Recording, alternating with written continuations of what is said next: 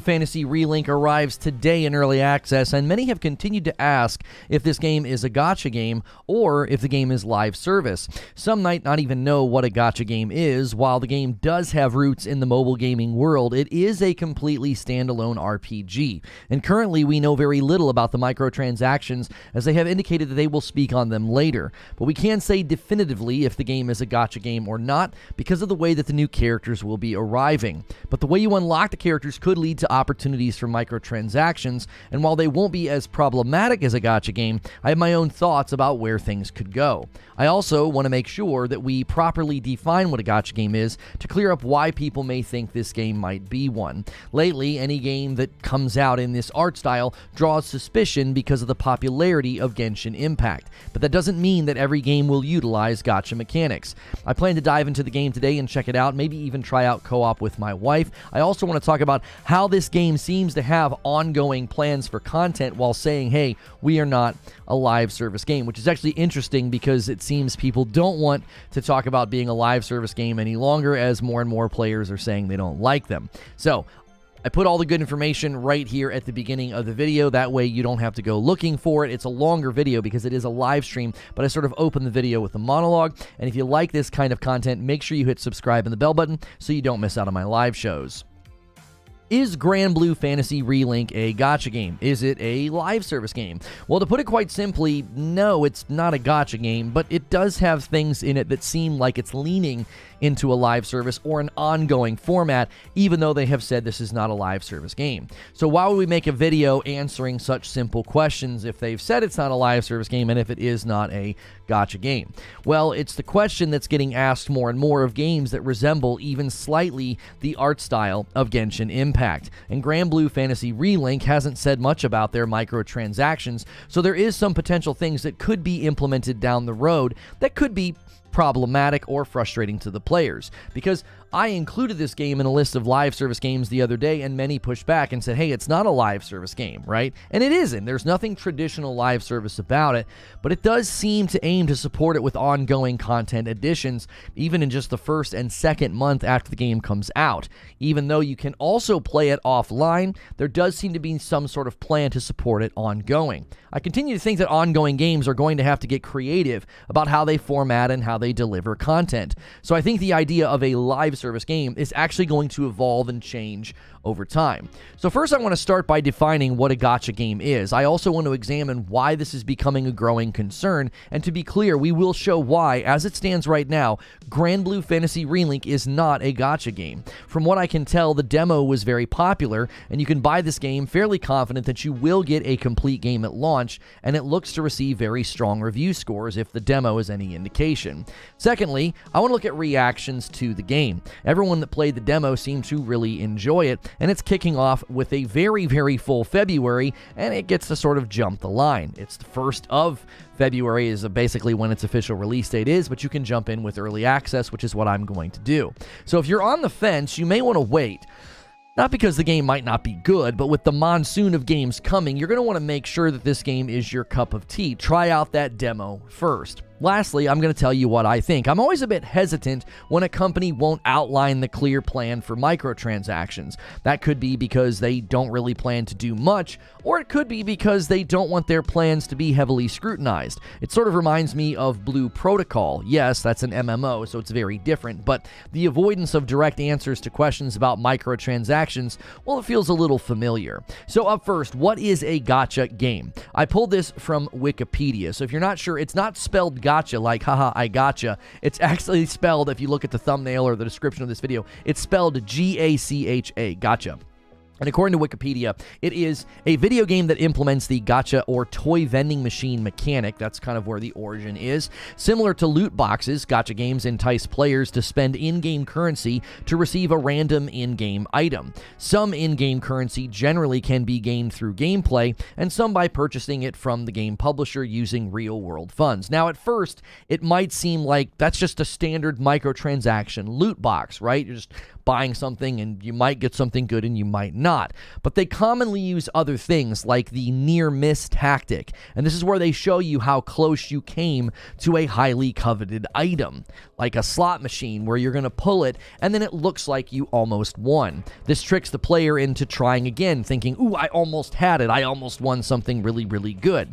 They also use pity mechanics, and what this does is it guarantees really good drops after so many pulls. This again creates sunk cost, where the more you play, the better your chances. So even if you lose, that loss is a gain because it's one step closer to a guaranteed good drop. Now, will Granblue Fantasy Relink utilize any of these mechanics? Well, for the characters, no, because they are actually added to the game for free. But there's a slight catch. You have to unlock the characters with the currency or an item that you get in the game. So until the game's been out for a while, we won't really necessarily know the earn rate. There's also characters launching with the game in a pretty high quantity. It's launching with 20 characters. All 20 of those need to be unlocked. Aside from, as I understand it, you'll get one free unlock at launch. And according to Eurogamer, the director of the game said the following: "Let me just re-emphasize that Relink won't be a live service game. It is a fully realized complete package.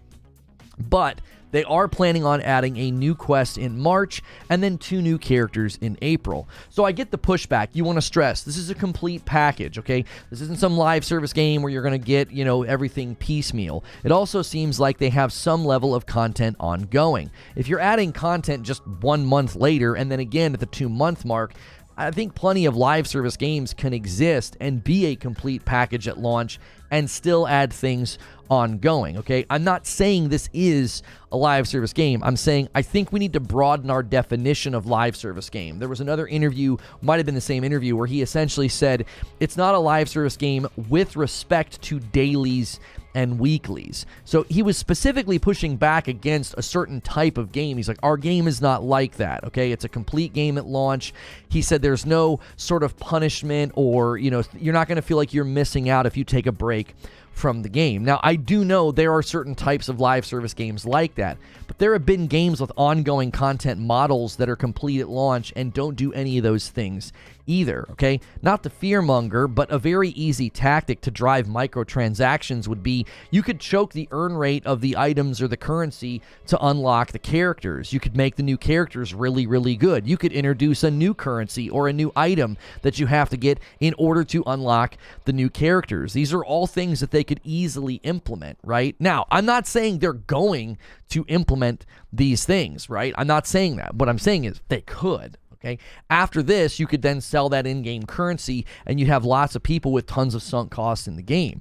You've gotten a lot of value out of the game, right? I don't think this is some giant potential controversy here. It's just something that I believe that they could certainly do. Whenever games like this come out, I think that's something that we need to be on guard for is, listen, there is the potential for controversial or bad microtransactions to be added in the future. How else are you supposed to subsidize just free content? They're just adding content or adding characters for free. There has to be some measure of revenue coming in for a game that's going to support itself like that ongoing.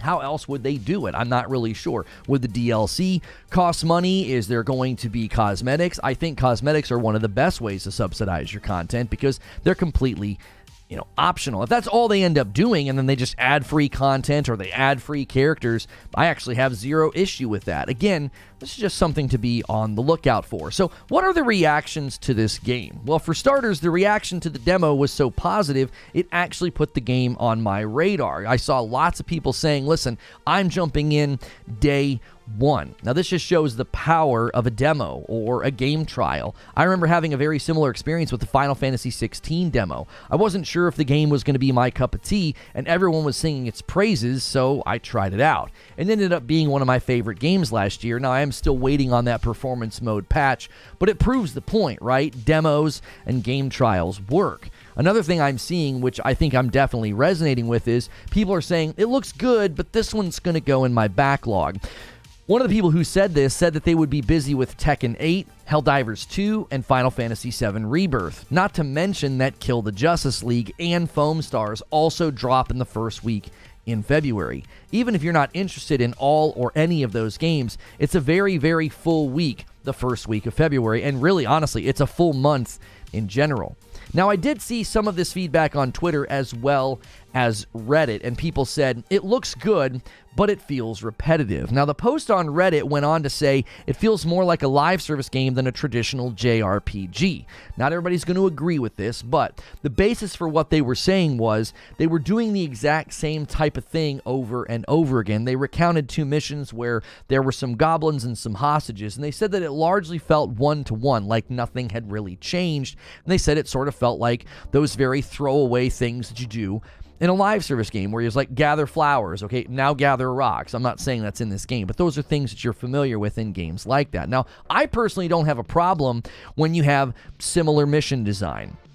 Their issue seemed to be the concern that it was very mission-based co-op style game, which is what made them think it felt like a live service game. Now, that understandably lines up with a lot of live service game design, right?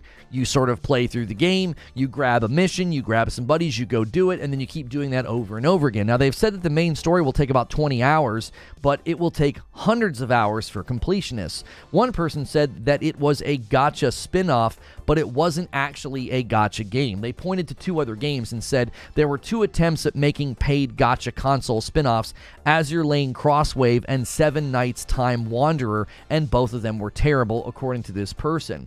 It's probably good to point out that certain models and approaches have failed in the West, right? Genshin Impact's popularity is certainly cause for concern that games are going to go further with their microtransactions. Obviously, Granblue's characters are free, but as I said, currency could become a point of friction. So, what do I think? Well, first I want to say this, as I've hinted many times today. The minute a developer won't give direct info or answers about microtransactions, I'm always curious as to why. Everybody's hating on Kill the Justice League, but you have zero doubts about how they are handling their microtransaction store and their post-launch content. It's crystal clear. You can hate that game or love that game, but at least they're letting us know. I've been told on Twitter that this game will have no microtransactions.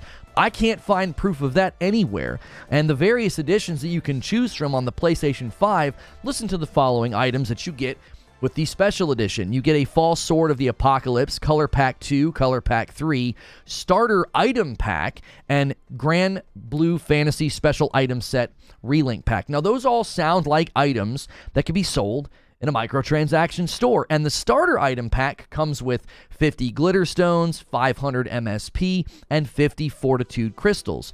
Those all sound like currencies that you could potentially buy from a store if you're not getting enough in the game, since they call that a starter pack, and that comes again with the Special Edition. As far as I can tell from interviews quoted by Eric's Gaming, you get an item from areas or missions and you use that to unlock characters. But the answers and the info about this were vague. And again, as Eric's Gaming pointed out, to answer the question about the game is a gacha, they didn't really have concrete details anywhere about the microtransactions. They also said in interviews that the game is a complete story, but that they will be adding endgame content later. I'm still curious how that's not a live service game. You're adding quests a month later, you're adding characters 2 months later, and then you have plans to add endgame content later as well. Just because it doesn't have dailies or weeklies and can be played offline doesn't mean it is not checking some of the live service boxes. And Eric's Gaming points out, much like the microtransactions, the post-launch content will be discussed at a later date. So I have to say, the base game looks good. It looks fun. It looks like a solid co-op experience. I feel that folks will get their money's worth just from the base game. So I'm not trying to steer people away from buying the game. I've bought it. I've got it installed. I'm going to do a gameplay stream of it to check it out myself. But I have an awful lot of questions about what they're going to do after the game's launched. Because saying it's not a live service game with respect to dailies and weeklies, that's not exactly saying it's not going to be an ongoing game. And the continued avoidance of talking about microtransactions is definitely a cause for some minor concern. Because the game looks as though it will score well. It'll review well with outlets as well as consumers, and if most people buy the game, get a complete playthrough of it, many are going to shrug off any ongoing content or microtransactions. They'll move on to other games. Not everybody sticks it out with the game when it starts adding content later. But oftentimes, these huge character roster games, they appeal to players who want all of the characters. Remember, it's launching with 20 characters and then 2 more getting added 2 months later. At the very least, people sometimes just want to get the latest characters or the newest ones, and that's where the surprises could come. Maybe the new characters require a different item or require more of them, and that's a grind most people might not want to do. Now, I'm not saying any of this to scare people away from the game. I'm going to get it, I'm going to play it, I'm going to check it out myself, but giving caution about what could be headed down the road, since the devs have been very tight-lipped about both the post-launch content as well as the microtransactions. But that's just what I think. What do you think?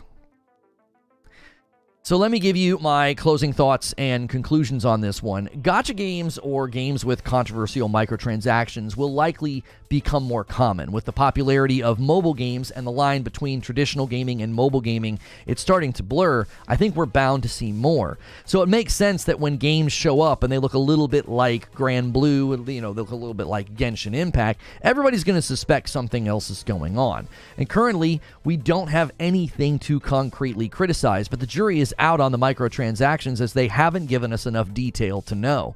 The second thing I want to say is live service games are such a stigmatized topic. It makes sense why somebody would say, no, we're not a live service game. You'll notice that when the director said that, he had a very specific type of game in mind, one with dailies and weeklies, and, oh, you're going to feel like you're missing out if you're not playing. He's like, we don't do any of that. But that doesn't mean that the game isn't set up for some level of ongoing content as well as ongoing player engagement, which is something I've been stressing a lot lately. Live service games or ongoing games need to pivot away from the player funnel model, because that's where you get all the things of like, well, you got to keep the player funnel full, and you need dailies and you need weeklies. There's this sort of, you got to have this fear of missing out, right? If not, how else are you going to get people to continue to play? Devs and publishers, I think I've been saying this, they need to focus on content-driven models. And it seems like Granblue may be leaning in that direction. They're going to be adding content, but they're not going to be doing things to make you feel like you have to stay in the game or have to keep coming back every day and every week. And I actually think that's good game design. My conclusion is this: the debate about live service games and gacha games will be one that comes up quite a bit, especially live service games, because gamers are so opposed to them now. Devs and publishers are going to find unique ways to avoid the label.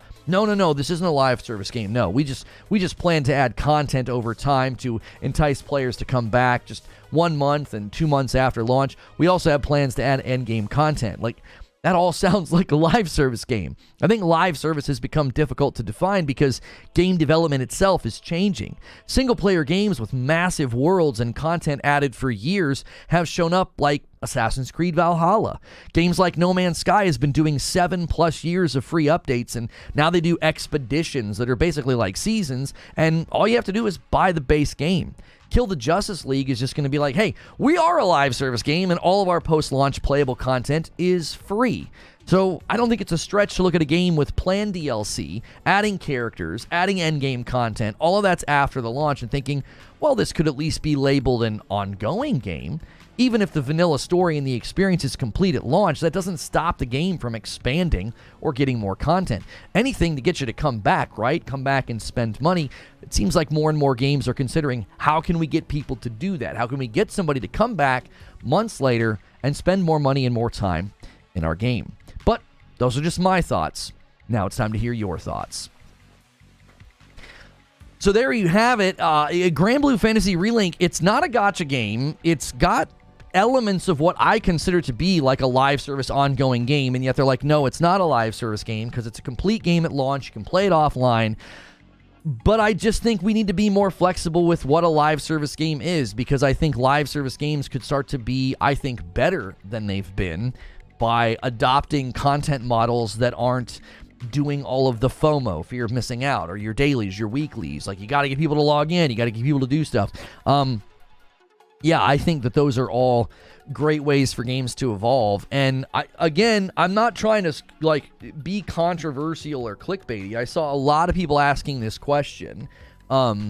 Is this a gacha game? Is this a live service game? And I think people are right to be curious, especially when the developer won't answer direct questions about microtransactions. Like, what are you going to do? Do you have a store? Do you have what's going to cost money? What's not going to cost money? As I said, the special edition comes with a starter pack, and the starter pack has a bunch of currency in it. So it's like, that sounds like stuff that you might be selling in a microtransaction store. OG Omar, what's good, Omar? He says, glad you're covering this. I mentioned this game last week, and you brought up the gacha, and I was confused because the demo didn't show anything like that. I just kept seeing videos in my feed, and I saw a few Reddit posts about the people feeling like it might be a gacha game or a live service game. And I was like, okay, well, let me go do some research. And my research just ended up feeling like, well, why won't they answer any questions about the microtransactions? Like, why? Oh, we'll talk about that later. We'll talk about that later. You know what I mean? Sounds like a plug to hype Suicide Squad for removing the FOMO. No, not really. I referenced Suicide Squad, No Man's Sky, and Assassin's Creed Valhalla. I'm just sort of making the point that there's a spectrum of game out there that is quote-unquote ongoing, and none of them fit a particular mold. Like, Assassin's Creed Valhalla didn't fall into a particular mold. No Man's Sky doesn't fall into a particular mold. Kill the Justice League is literally like, no, yeah, we're a live service game. They're literally telling you, and I feel like other games are going to start avoiding the term. I think you're going to have a lot of games come out that are like, no, we're not a live service game, but we have content planned for the next 2 years. And it's like, well, wait a minute. Like, how often is the content coming out? Every couple of months, you come back and you play. And it's like, oh, so it's a game you're supporting with ongoing. I don't know, dude. Ongoing content, that seems a little strange. That sounds like a live service game to me. It doesn't have to be an online battle pass, Destiny style, Fortnite style game to be given the label. If anything, I would want people to start saying the live service tropes that everybody hates. Just say, hey, it's great if you want to have your game ongoing, right? It's great if you want to have your game get more content down the road, but don't do any of this crap where I feel like I've got to log in every day or every week or every month or whatever. I don't think that's the way forward. I don't think people can do that.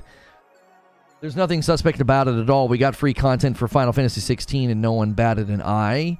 Well, but that's an established and proven franchise. This is a game that is being spun off of a mobile game, and we know that mobile games can get pretty controversial with their microtransactions, and we know there's lots of games that look like this, that have lots of characters, and then the microtransactions can get kind of scummy. This is very different. Like, I don't think if it was some proven franchise, I don't think we'd be having a conversation about it. Now, I need to thank Jordan Lanham. Han shot first, and so did you. You guys went so crazy last week. You were so generous. We hit 2,500 members.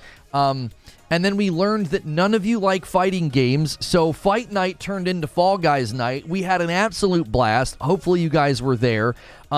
Community Game Night is probably always going to center around games like that. Something free, something that's everywhere, something that's lighthearted, whether it's Jackbox or Fall Guys or Fortnite or something. Human Type Person hits 24 months and gets a red badge. Welcome back. You're the VIP. I appreciate that. So this week, we'll be playing Justice League on Friday night with my wife. You're not going to want to miss that, but you are going to need to be a paying member.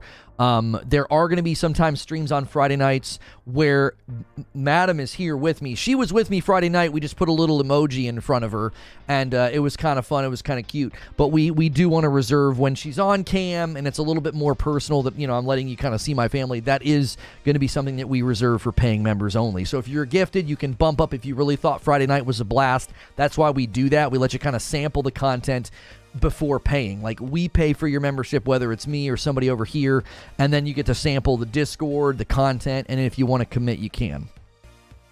I don't know what Final Fantasy dropping 2 DLC has to do with the game doing regular character drops.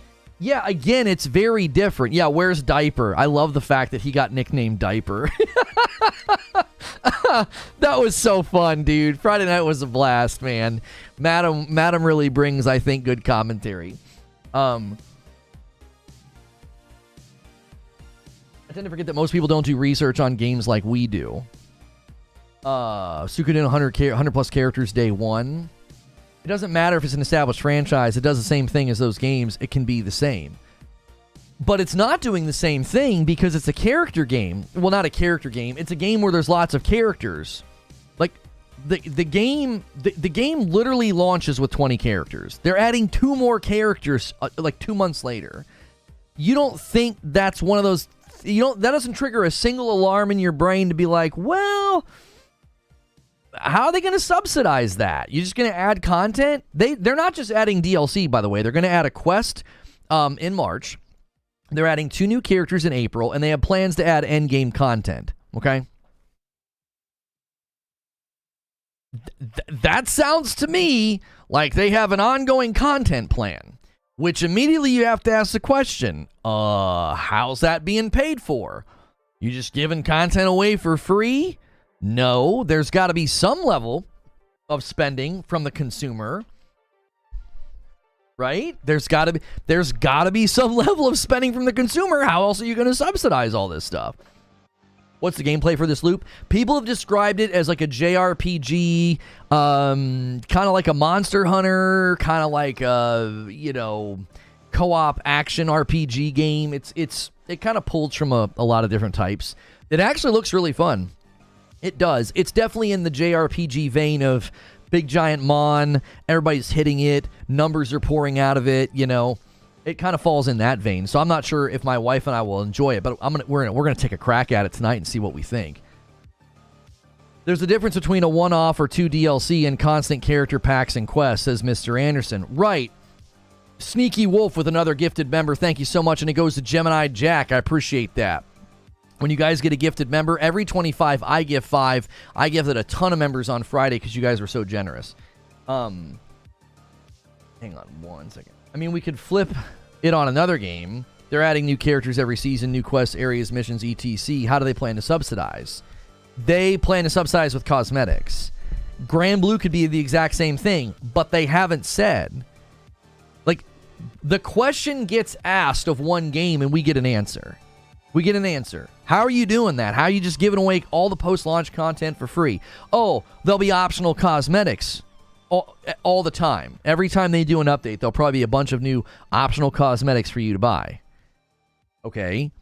This game, I don't think it's going to be a gacha game, but they've said, we'll discuss microtransactions at a later date. Why can't you discuss them now? Why can't you just tell us what are you going to do? Because people are like, they're just going to sell color packs. Color packs? That's it? That's all you're going to sell? Now, when you buy the special edition, you get a bunch of currency. That's you spending more money than another person and getting currency in the game. So it stands to reason they may end up having a microtransaction store where there is currency for you to buy. And in a game where there's an in-game item or currency that is used to unlock the free characters, you got to start to put 2 and 2 together and think, I wonder if that's going to be how they make their money. I'm not saying that's what they're doing. I'm just saying that's a possibility. They haven't answered any questions. I got guys doing full-on videos about this game, going to interviews in different languages and getting them translated, and no one can get a straight answer on the microtransactions.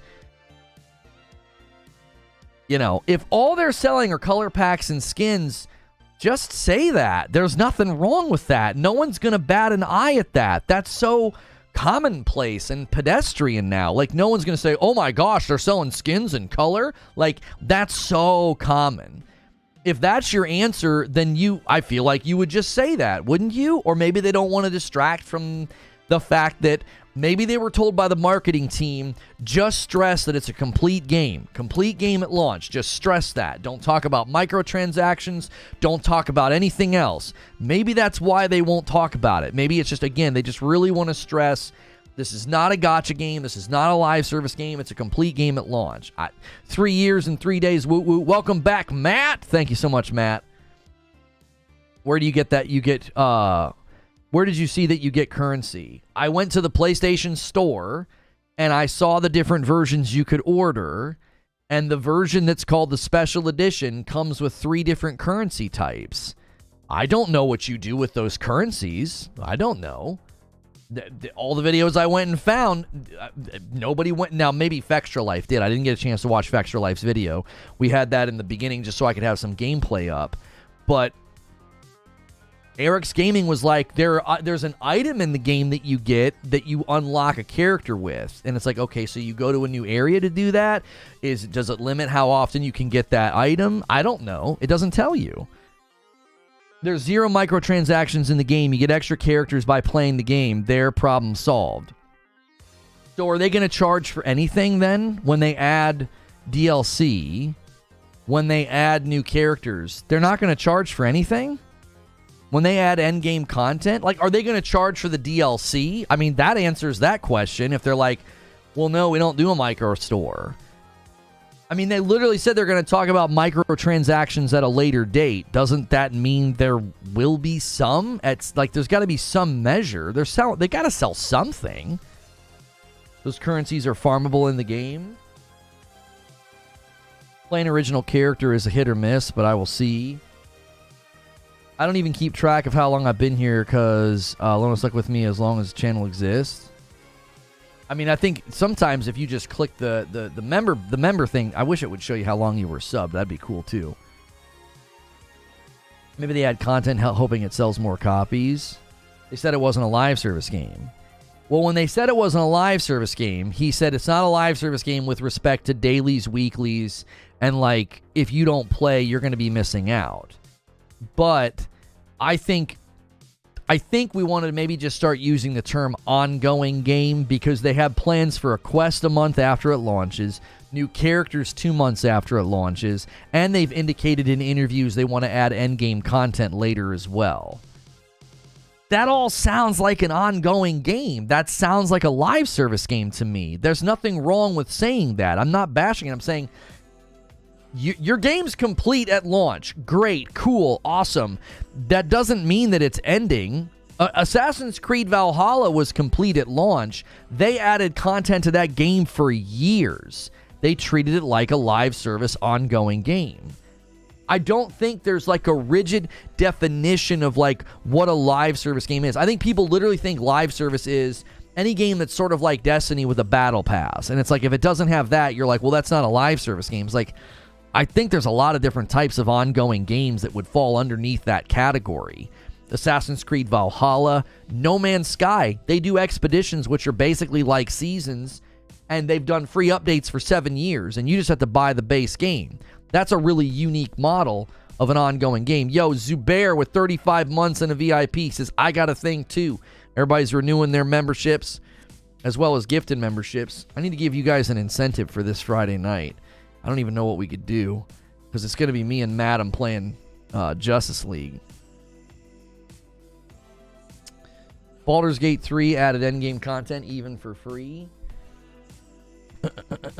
I got every character in the game offline without paying a dime. How did you do that?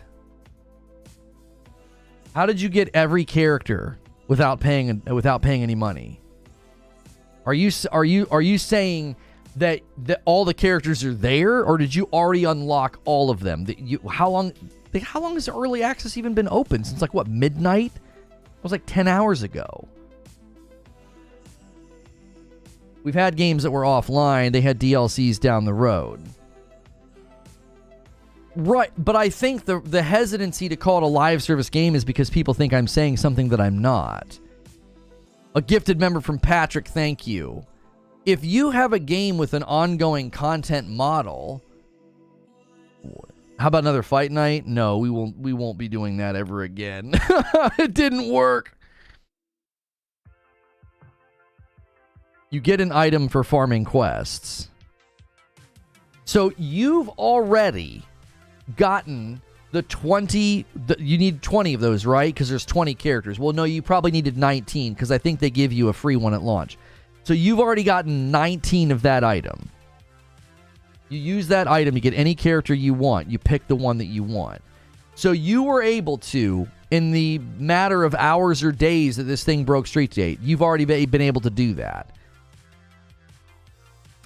And I guess unless they change anything when they add the new characters, then that's not a concern if what you're saying is actually true. If you're accurately representing how you interacted with the game, then there's no concern about that unless they introduce something completely different when the new characters show up. If they're like, well, there's a new currency or a new item that you got to go get and they slow it down or something. Are you suggesting that Destiny and AC Valhalla are similar in design structure? No, I didn't say anything to indicate that at all. Not once. If that's what you got, you're forcing that.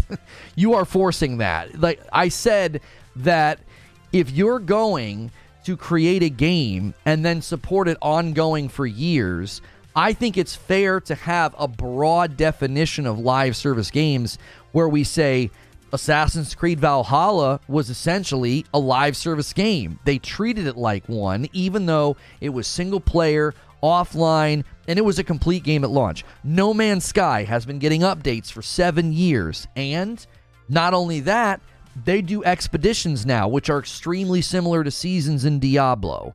Would anybody look at No Man's Sky and be like, but it's not a live service game?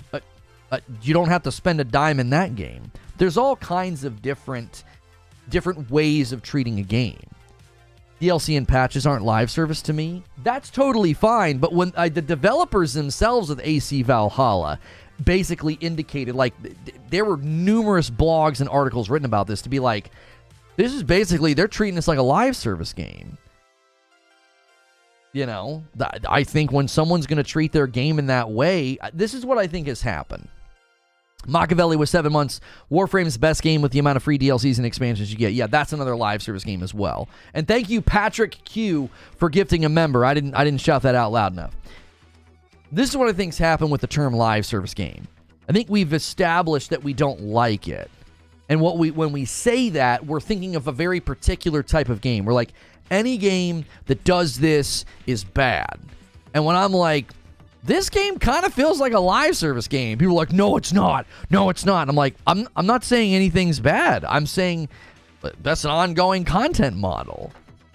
The DLC that releases like once a year, okay, you can go back to a traditional model where you're just releasing DLC annually.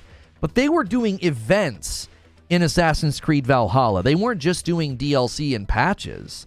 They were doing like events in the game. That's very live service oriented. That's like the events that they did in New World, the events that they do in games like Destiny. Well, live service has become watered down as RPG. I think it'd be easier to say it's an ongoing game.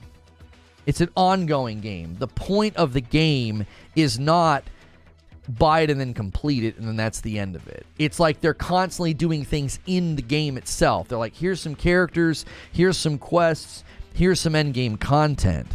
There's more siloed delivery. Like, I'm imagining a game like Spider-Man, right? Complete game at launch, they launch it, and then they don't do anything to it. And then like a year later, they're like, here's a DLC. I mean, I don't think that you would say that's an ongoing game because there's so much time in between when they did it. But if you've got like rhythmic additions, every couple of months they're adding stuff to the game or characters or they're doing events, that's a little different. I feel like that's kind of like a more ongoing game. That's more like it's more like a live service game. Not as a bad word. I think that it's okay to have different types of content delivery. When everyone tends to have their own definition of live service, it makes it difficult to discuss games in that way.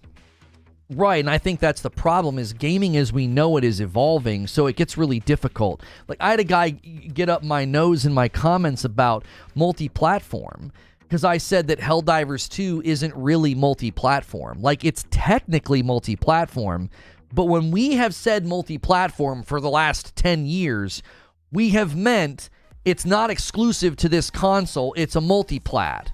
Whenever we've ever said multi-plat, like Jedi Survivor is a multi-plat, what we mean is it's going to land on multiple platforms, as in more than two, because the word multiple implies more than two, right?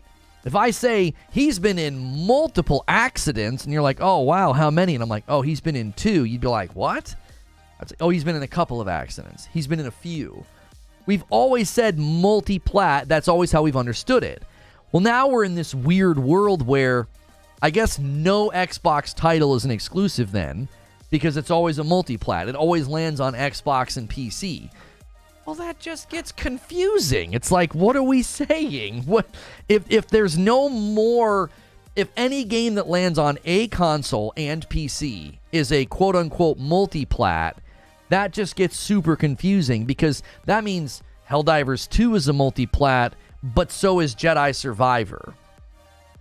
Now the term means nothing. It's like, well, it basically means as long as it's not a day one Nintendo or PlayStation exclusive, it's always a multi-plat then. I thought console exclusive always meant console plus PC. Right, we've had to come up with a new term. Now we say console exclusive. Console exclusive, yeah, because we didn't have to used to say that. We used to just be like exclusive's an exclusive and a multi-plat's a multi-plat. Yo, Ace Tech, thanks for upgrading to a membership. I appreciate that. According to the Game Awards, fixed bugs is considered ongoing, a la Cyberpunk. But that's not true, though. Cyberpunk did more than fixed bugs. They literally added free content to the game. They added new missions. They added new systems. Come on, you got to give credit where credit is due. And also, it was Phantom Liberty that essentially won the award for them, which was a basically completely rebuilt game in some respects. Like, I get that people didn't like Cyberpunk winning that game. Winning that award. But come on, they did more than just fix bugs. I gave Cyberpunk tons of grief for long enough. They redeemed themselves. They had a good redemption story, I thought. I could agree with somebody that's like, it doesn't deserve the ongoing award. Okay, fine. We can have that discussion. But don't be reductionist and be like, yep, all they did was patch bugs. They did a whole lot more than that. They did a whole lot more than that. Multi, anytime you combine multi with something, we've gone to the dictionary now. The primary definition is many. The secondary definition is more than two. And then it could mean more than one, like multi-billion, okay? So that's the problem. When you add multi to something, a lot of the times it means more than two. You're saying multiple. You're not just saying like a couple. You're saying multiple. So again, I only bring up the multi-plat thing because it's like we can't use terms anymore because there's always going to be some weirdo finger-wagging person that's like, no, you can't say that. And it's like, are you that hard up for content? Like, that's what you're going to do now? Like, we're going to police video game terms? Like, really? Like,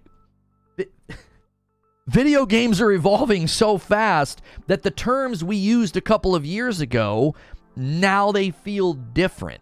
It's like, well, no, that's a multi-plat, but not really a multi-plat. I mean, it's technically a multi-plat, but when we said multi-plat, traditionally what we meant was, it wasn't exclusive to a console. And now it means, well, it lands on PlayStation and PC. So there's no longer any exclusives for Xbox. I mean, they have console exclusives, but not exclusives. Do you see what I'm saying? And it's like, I'm saying all this to circle back to live service. It's like, live service hasn't really been defined. It's just a game that's supported with ongoing content. It's intended to have you continually engaging with the game. Now, the game doesn't necessarily have to dramatically change, but in some respects it does. In other respects, it's purely additive. It's purely additive. It's like, well, AC Valhalla was significantly additive. And then they had events, and they had significant DLC. And then there's like No Man's Sky. No Man's Sky was more than additive. They basically completely reinvented and rebuilt their game. They basically built a sequel to No Man's Sky inside of No Man's Sky. And then we look at a game like this, they're like, no, it's not a live service. There's no dailies, there's no weeklies. You're not going to be punished for not playing. And I'm like, yeah, but you're adding a quest a month in. You're adding 2 new characters 2 months in. You're adding endgame content. That's an ongoing game. That's not a static one-and-done delivered game, with DLC like a year later or something. It's like you're servicing the game in the months that it came out, right after it comes out. There's nothing wrong with saying that. Like, that's not like an insult to be like, I don't know. That kind of feels like an ongoing game to me. It's good. You've been playing for 3 hours. Yeah, that's going to be our second stream today. I am going to be checking the game out and playing it. I think it's because service implies monetary transactions, so people don't count No Man's Sky as a live service.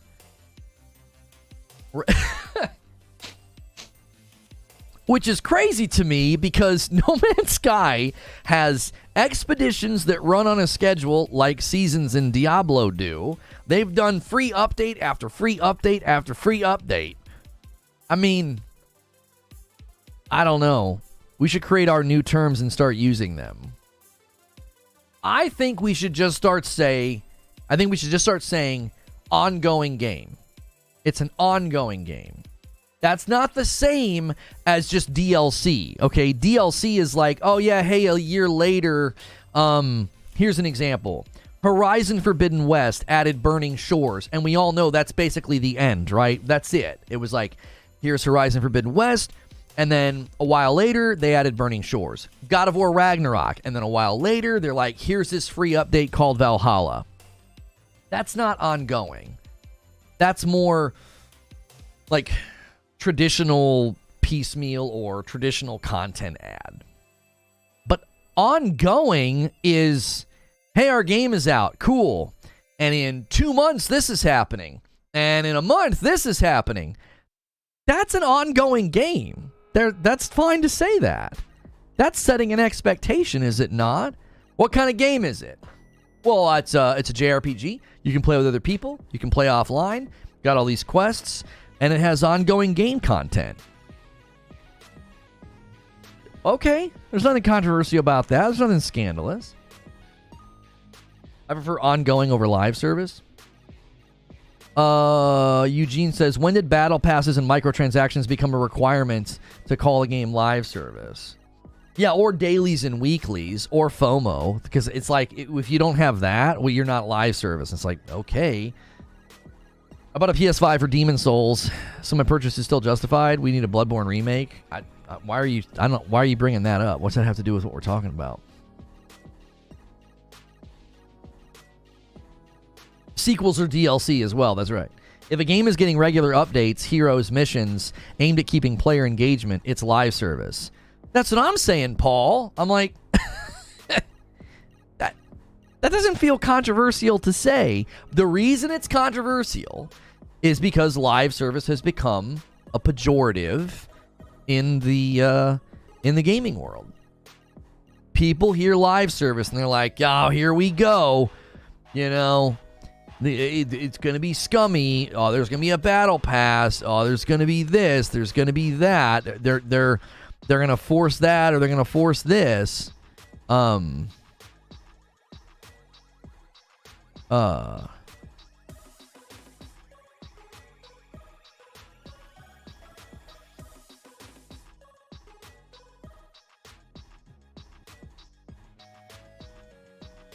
Live service is understood that it will be an evolutionary, evolving experience. You're talking about console exclusives. Oh, when we were talking about console exclusives. For sure. Someone needs to make a gaming dictionary, for sure. Where's Webster's when you need them? Yo, what's good, Hellfire? If the game get free content after launch, but after a while it stopped, is it still live service? Well, I mean, that would basically be a game that's no longer supported, right? Like, we would say, I firmly believe that No Man's Sky is a live service game. They've done 7 years of updates. They've got these expeditions that run.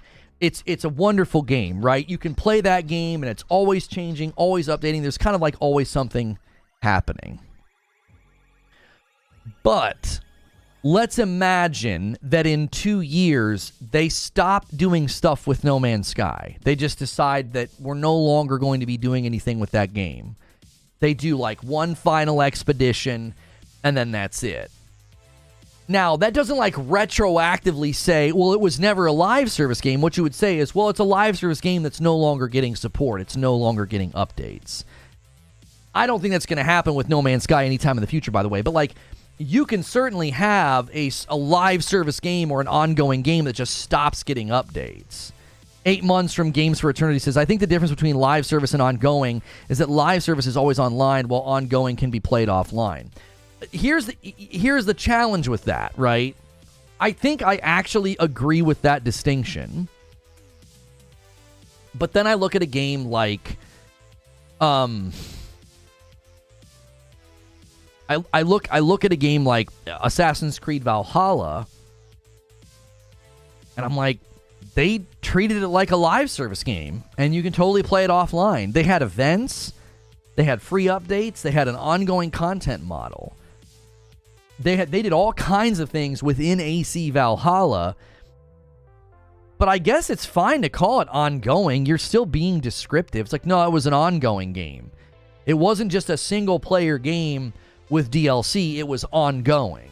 Maybe that's a distinction that's helpful to say live service is generally reserved for games that are it's live, right? There's stuff inside the game that sort of requires online. Kill the Justice League will have an offline mode. I don't think so. I don't think you can play it offline. That's one of the selling points of Granblue Fantasy Relink, is that you can play offline. You don't have to be online to play with people. You can just play by yourself. So you can totally play it like a traditional RPG game, no online, no nothing. You can just play through the story. That's one of the things people were celebrating.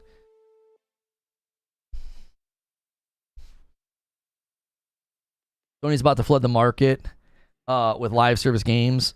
Solana is rallying for them. Is that what this is about? No.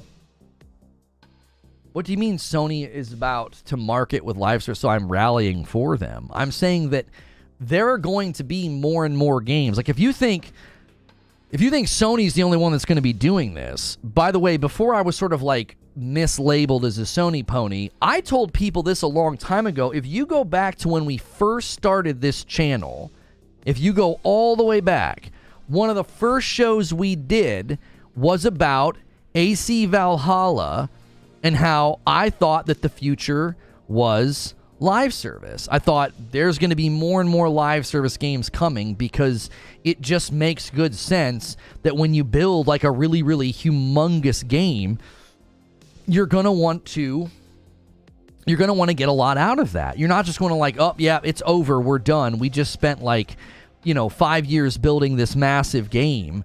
And right here, hang on, let me show you. Hang on, I got the wrong capture card. Okay, right here, you see Fist? Right here where I'm circling, it says AC Valhalla versus Ghost of Tsushima. Is live service the new norm? All right? This was 2 years ago, all right? September the 8th of 2021. I'm sorry, it's actually, a little more than 2 years ago.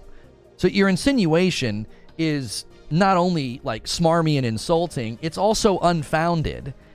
That's back when I was still primarily on Xbox. I hadn't really done much to build my PlayStation library, and I thought, I'm telling you, I think live service is going to become more common. And one of the reasons that I think live service is going to become more common is because, well, look at what they did with AC Valhalla, and I argued, I said, Assassin's Creed Valhalla is going to impact the market. Because how many game companies spend 5 or 6 years working on a giant game, and then maybe they do a DLC, maybe not, and then that's it. Now it's time to move on to the next project. Well, what have we learned in the last couple of years? What have we learned in the last couple of months? That AAA game budgets are insane. And what's a great way to recoup that? What's a great way to recoup that? Well, a great way to recoup that is an ongoing content model where the people that like the game and bought the game are going to want to put more money into it or more time into it. I've not suddenly decided that this is going to start happening because of Sony, right? So your silence is, betrays your cowardice. You want to make a little jab like that. I'm going to, like White Trill saying, I'm going to pull the receipts. Like, you're being ridiculous. The constant insinuation that that I'm only defending this, or like, oh, I'm pro live service because I'm a Sony pony or whatever. It's so unfounded. It's absolutely unfounded. Because back even before AC Valhalla was doing what it's doing, I said, I think you're going to see more live service games because game devs are trying to figure out how to make more money, and that's a really easy way to do it. They're not just going to keep cranking out really big budgets and like crossing their fingers like, well, hopefully we make enough money in the first 2 weeks, or, you know, we'll have to close down. Like, they're not going to keep doing that, especially when publishers are coming to them and saying, you know, what are you going to do for ongoing? How are you going to make revenue beyond that first month? And they have to have answers to that. They added offline to kill the Justice League in the year delay, I thought. I mean, I could be wrong. It was my understanding that you could not play that game offline. Perhaps I'm incorrect. All I'm going to get now is the fact that they pulled everything offline because they the people got in with early access and then had completed the whole game or something. Like, it was kind of crazy. So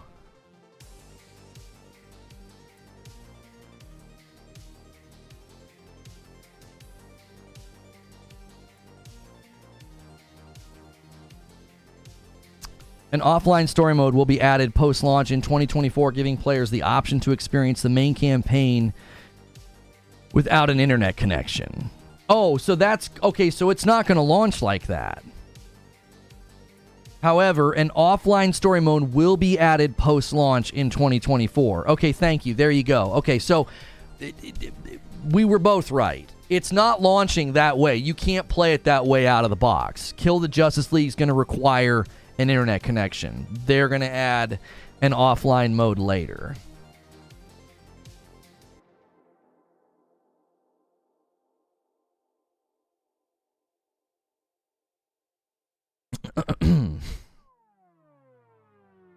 Suicide Squad is the quickest game to beat this year. Apparently.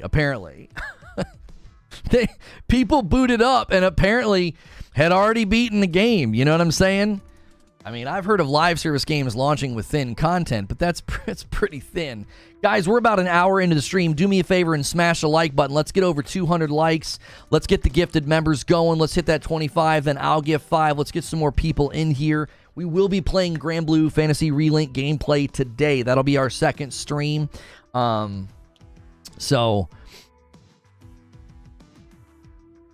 probably won't be a later Suicide Squad DOA. I mean, I've had a lot of people say they think it's going to be DOA. I actually think people are underestimating how games like this can garner audiences that aren't streamers and, you know, people on Twitter. I think there's going to be a lot of very, like, work-a-day people that are busy that just like a game like that. Like, I think it's going to be a fun throwaway game that's got cool characters and an ongoing model that, I don't know. I think it has the potential to be very successful, not in our circles, but in, like, general gaming public circles.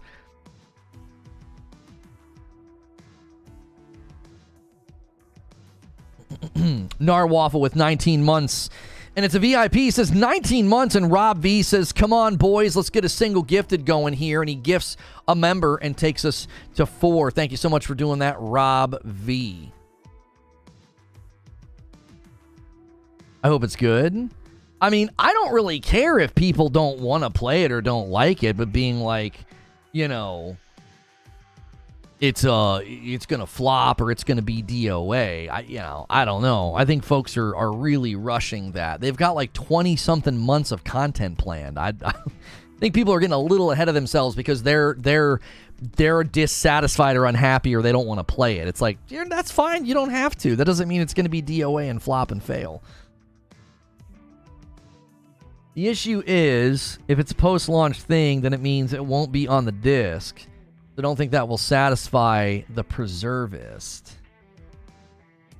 Oh, I see what you're saying. Right, that's true. It won't be. You'll always have to plug in and get that download, and then you can play offline. That's actually a really good point. You can play offline, but you are going to need an internet connection at first. Could be that it's coming in hot. We'll be interested to see how the game evolves. Yeah, I mean, there's a whole thing now with like, well, they didn't send out review codes or whatever. It's like, oh gosh. Yeah, it'd be a shame, you know, if a game didn't send review codes to certain outlets. I wonder who did that before. Like, every game for the most part. I'm not a huge fan of the idea of we've got to send codes, so let's pick who gets the codes. I think that you should just send them to everybody and just let the chips fall where they may. But I don't know. I don't think there's an easy standard to have there, because you're always going to have an executive in charge that says, no, don't.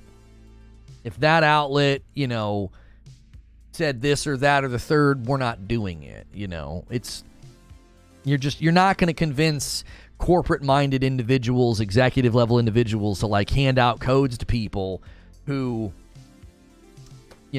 were like, yeah, we got invited to the preview event and it was crappy, right? So, you dog Starfield for not sending codes? Right, I'm referencing that. It's not the first time this sort of thing has happened. I just think it makes more sense to send codes to everybody, right? Just do it. Let the chips fall where they may. If you've got an official outlet that's been around for a really long time, just send them a dadgum code. Who the frick cares? They curated who got codes for Starfield, and now they're trying to... The weird thing with Justice League is, it seems like even the codes that were sent out, they're launch day codes. That's not even a review code. That's a launch day code. That means people can log in and play just like everybody else. You're just saving them the purchase. I don't think anybody is owed a code. I just think it's simpler if you just send codes to everybody. Every press outlet, just send them a code. Who cares? Oh, they said negative stuff after the preview? Who the frick cares? Send them a code. Spider-Man 2, we didn't see anything there. We saw guys on Xbox podcasts and rah Xbox guys getting codes of Spider-Man 2. Who cares? Just send them a code. What's the big deal? They're still going to get the game. What are they going to be like? Yeah, we're not going to cover it now. They're still going to get the game. As you said, too much money to leave review to choice. However, definitely red flag. If you're not confident, why should I? There's a lot of split opinions on that. I don't want to cannibalize tomorrow's show. We'll probably get into that tomorrow, because tomorrow's going to be a Kill the Justice League day.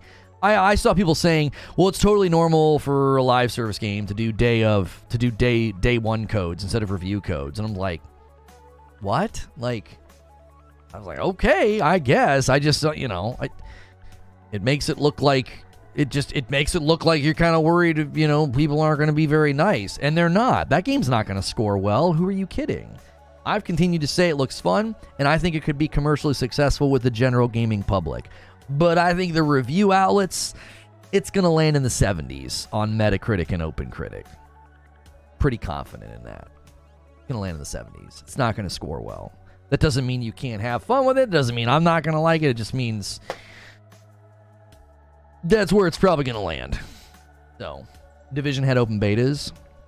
Same with Destiny. That's not the same. Those were open betas that people could play and stream, and they were very limited. We're talking about review access. That's not the same. Review access is, here's access to the game a week or two early so that you can review it and be ready on day one with the review. Yo, the Spy Who Swags upgraded to VIP from Gifted. Thanks for doing that. Guys, we now have 3 tiers of membership. We have Gifted, Member, and VIP. It's basically 5, 6, 10. We need everybody at the 6 or higher. If you're on the 5 because you got a Gifted and you're like, I can't afford a membership, that's totally fine. Very generous community here, regularly gifting members. I gift members. Every 25, I give 5 back. There have been days where I've gifted, anywhere from 20 to 100 members.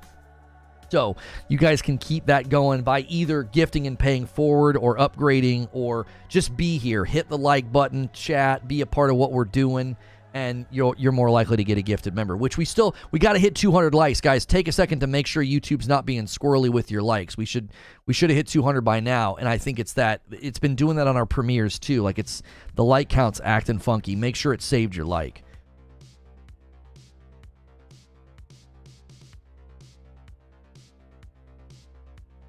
I'd back the decision to not send future codes to outlets that push this weird narrative. Yo, Behemoth with the 20 bomb. He says, we don't need to slow walk this to 25. He walks in the room and gets us all the way to 24. And Matt upgrades to VIP.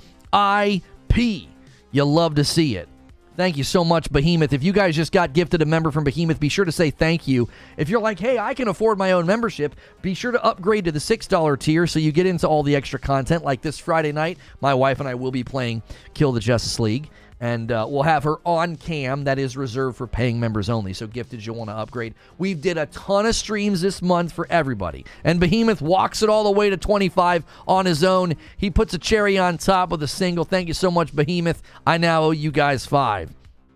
And I've been doing my members as soon as I owe them. Hang on a minute here. I'm supposed to be able to gift 10 a month. Mine hasn't gotten turned on yet, so that'll be maybe next month. I don't know.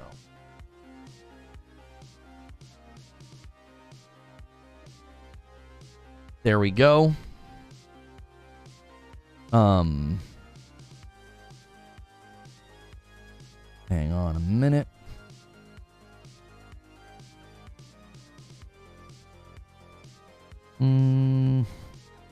Okay.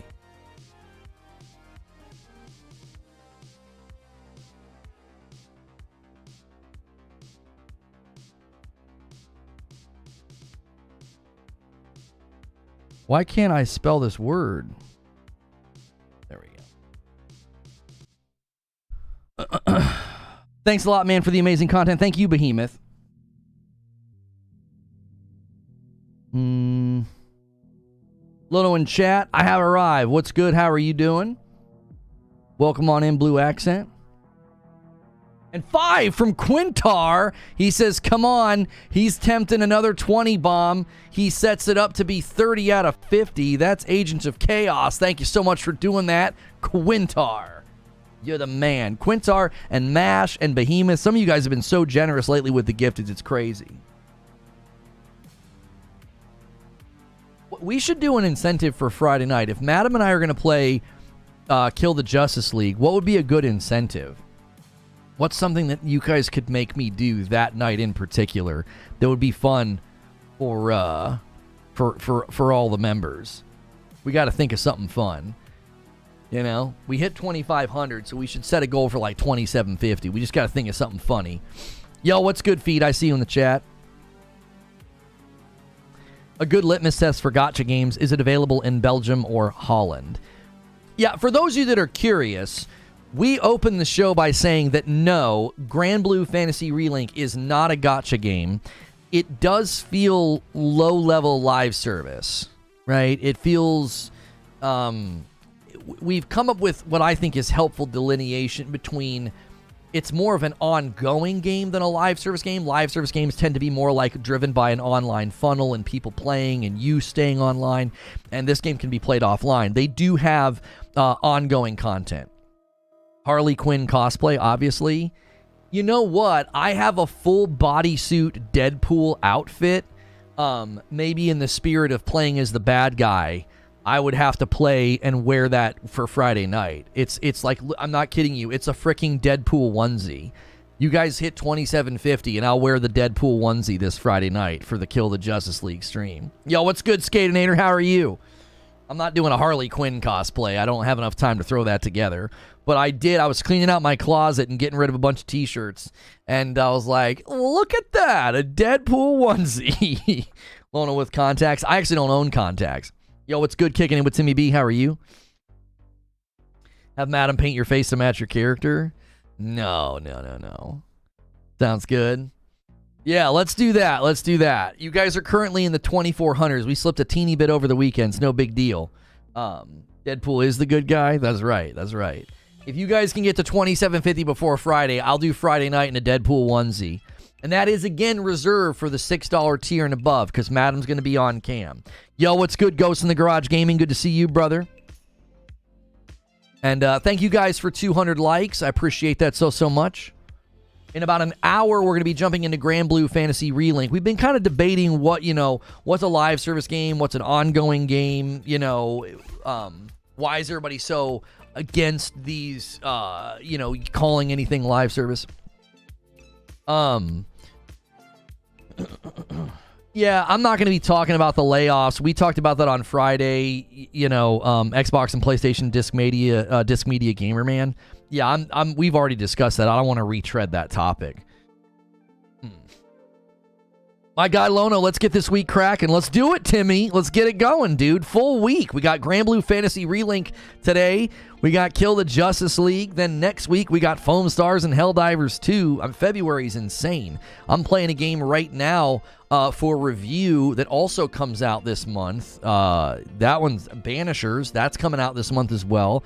I've been playing that. I think I've got about 3 hours in so far.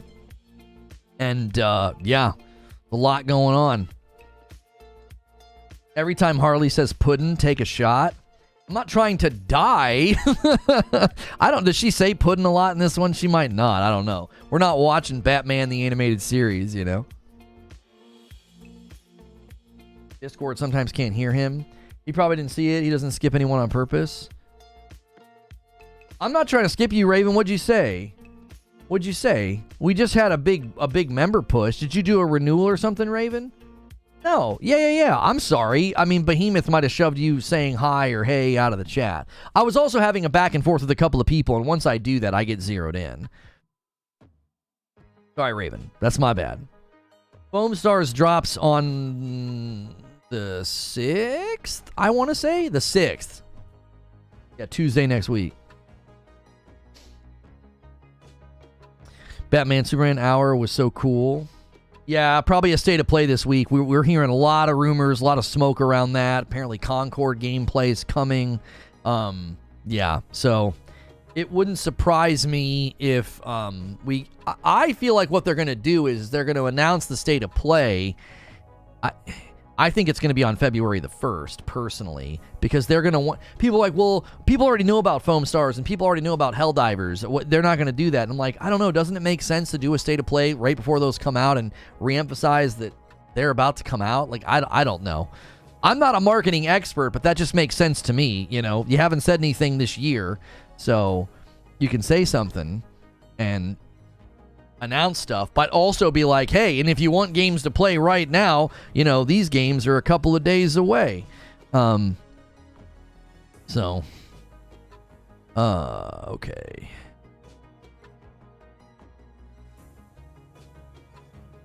Yeah, PlayStation Plus members can play that one too. You don't even have to buy that one because I think there are people on the fence with that one. State of Play is always on Thursday. Not always. It's either a Thursday or a Wednesday traditionally. Like when I looked up a bunch of them once, it's very, very commonly on a Thursday, but they also like Wednesday. They really like to do state of plays in February. They have done a state of play in February, I believe, since 2020 or 2021 is when they started doing a state of play in February, and they've done one ever since. So, and there's no consistency as to when. Sometimes, like, one was February the 2nd, and then another was, like, February the 23rd. So they're kind of all over the place with regard to the timing of when they do them. To me, it just makes perfectly good sense to say, hey, these games are right around the corner. Let's get out, let's get out in front of them.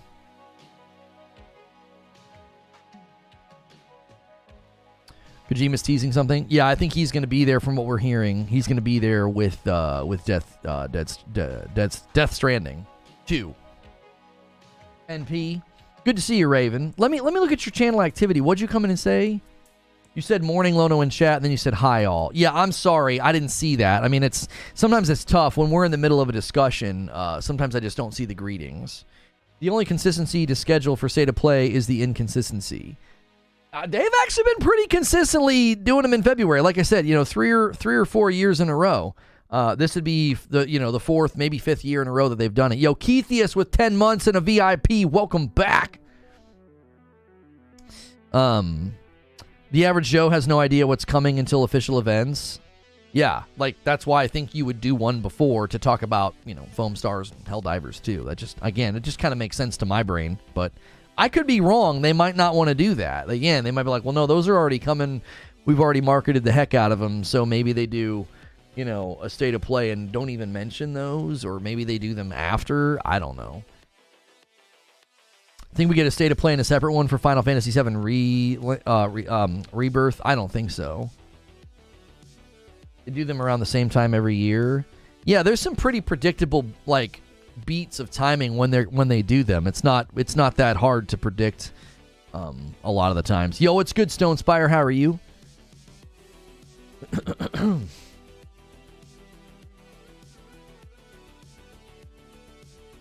Yeah, I mean with Granblue, I mean we're going to be playing this today. Are you guys curious? I mean, what do you think about how full February is? Do you think it's going to hurt some of these games with respect to sales or saturation or attention? There's just so many. There's so many games. Palworld struck at the right time. It's like January, there was not much. I mean, there was Prince of Persia, but it was like, it was pretty open runway for them. And then February, man, games are stepping all over each other. This can be pretty wild. In 2 or 3 weeks, we get Helldivers 2 trailer on a Tuesday. I'm expecting another one tomorrow. Yes, you guys think so? It's going to have an effect. Yeah, I mean, there's some big titles going on, Oh, I kind of cleaned the office up. I actually can do shelves there now. We were talking about doing some shelves. I cleaned the office out, and I've got the chair over there now. So I actually have that corner freed up. So I think all the people who wanted Granblue will just get out of their system, and next month is fine.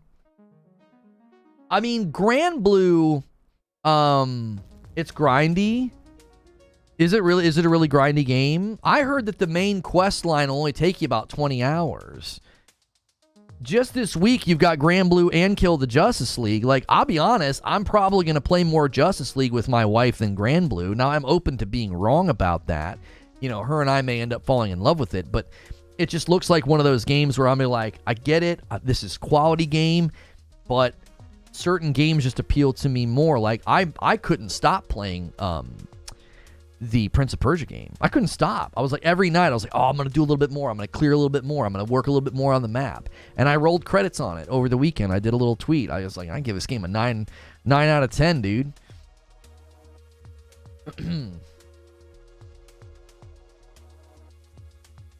That's not the whole game.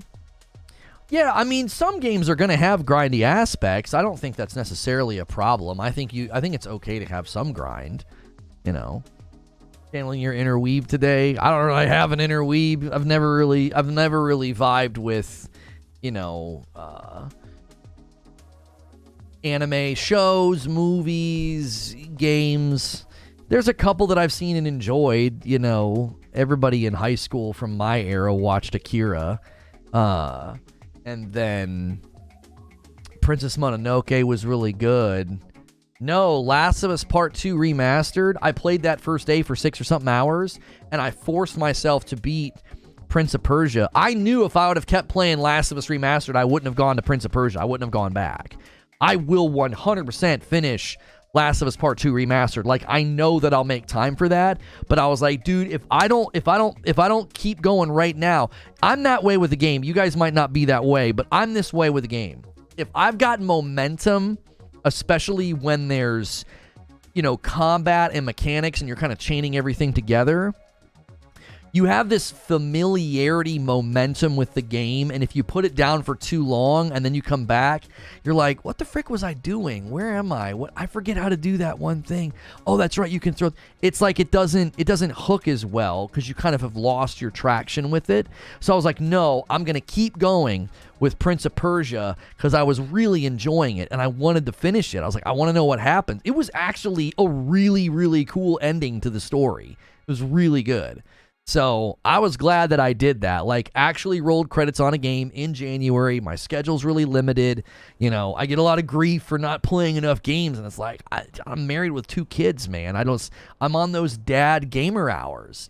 Dads can relate. They know. It's like can't be slamming in 6-hour play sessions all the time. That was, that was kind of a rarity the day I got to do that with The Last of Us. I really enjoyed you guys, supporting that and helping me do that. It's like, I almost never get to do that. That was like a little vacation,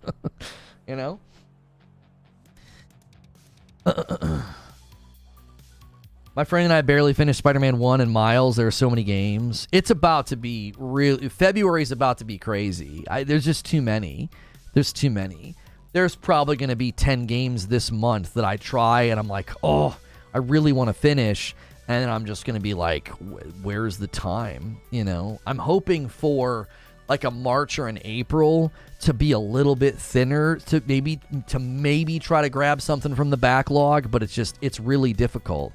When your play sessions are only 1 or 2 hours a night, it makes it really hard to move through games efficiently. Now you can move through them efficiently. It's hard to do them quickly. It's like, you got a 25-hour game, and I can play it in 1 or 2 hour spurts. That means it's going to take me anywhere from 12 to 20 play sessions to beat it. And that means it's going to take me anywhere from half of a month to 20 days out of a month to beat one game. A lot of games fall in the 20 to 25 hour mark.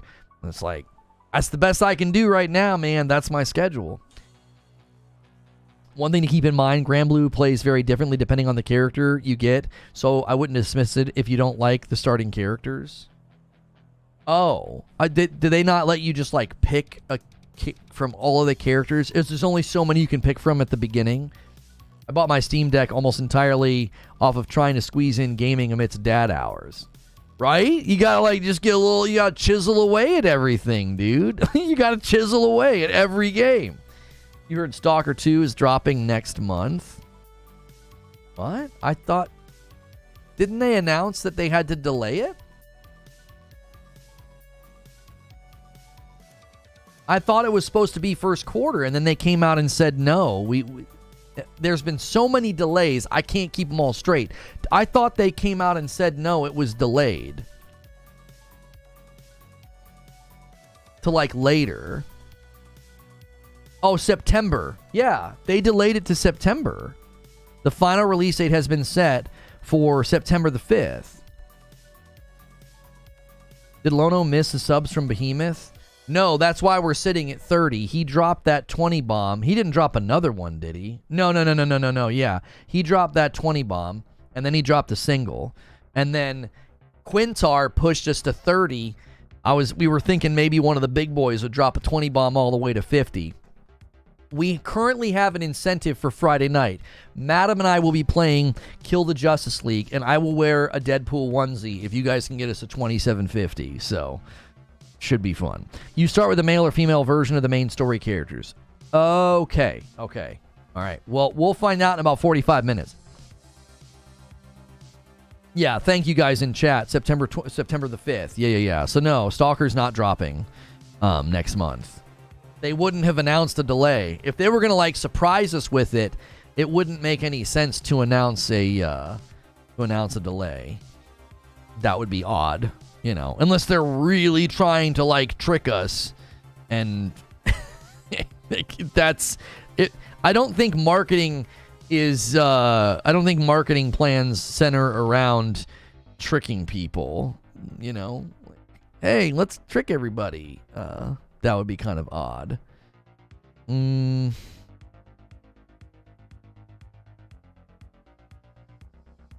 don't think it's going to review well. No, it's not going to review well.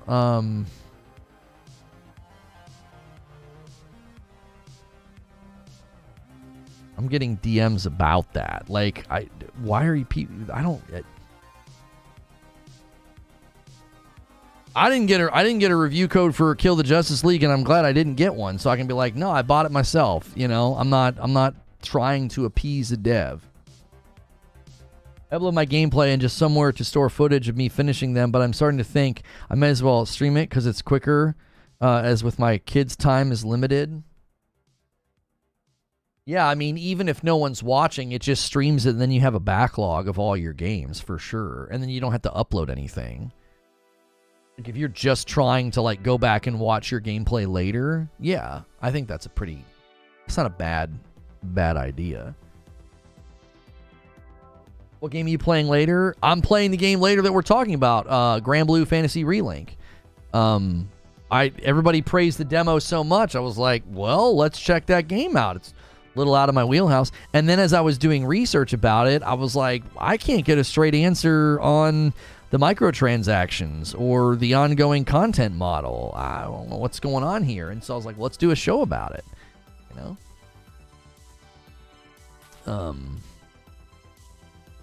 Let's walk through what they could do. Because I'm not trying to fearmonger, but we'll see. We'll see. I think they're probably just going to sell cosmetics. Because somebody this morning said they've got the game and they already unlocked all the characters. Like apparently the grind to unlock the characters is not that much of a slog. So people love Shadow Drop so much, let's fake announce a delay, right? Right. I wonder when there was those leaks about the Xbox Developer Direct and they said there was going to be like a surprise release date, that, you know, a game was going to be like coming out like a week or two later.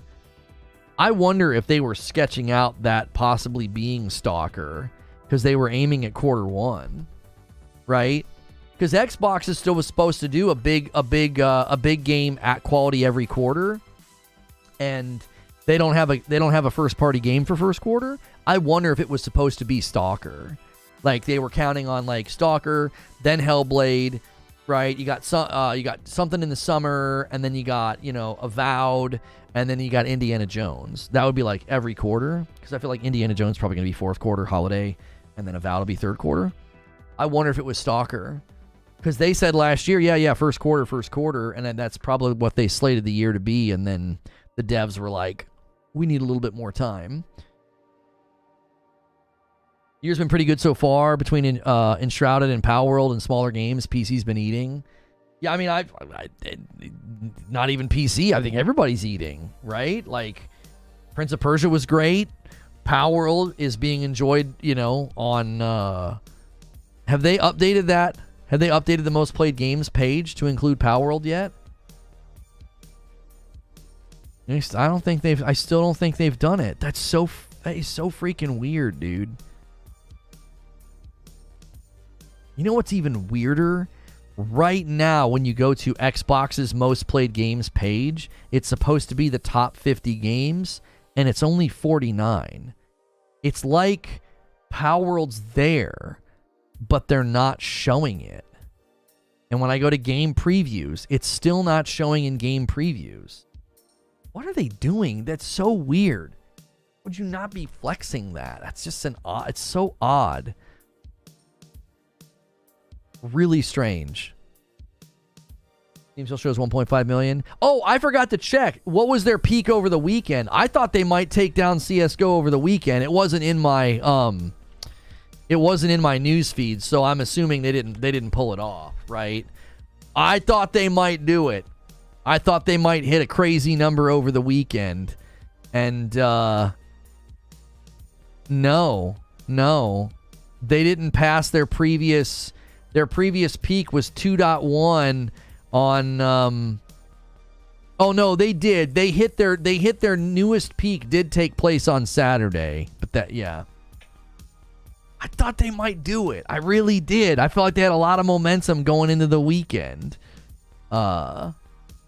That's still crazy respectable. I mean, come on.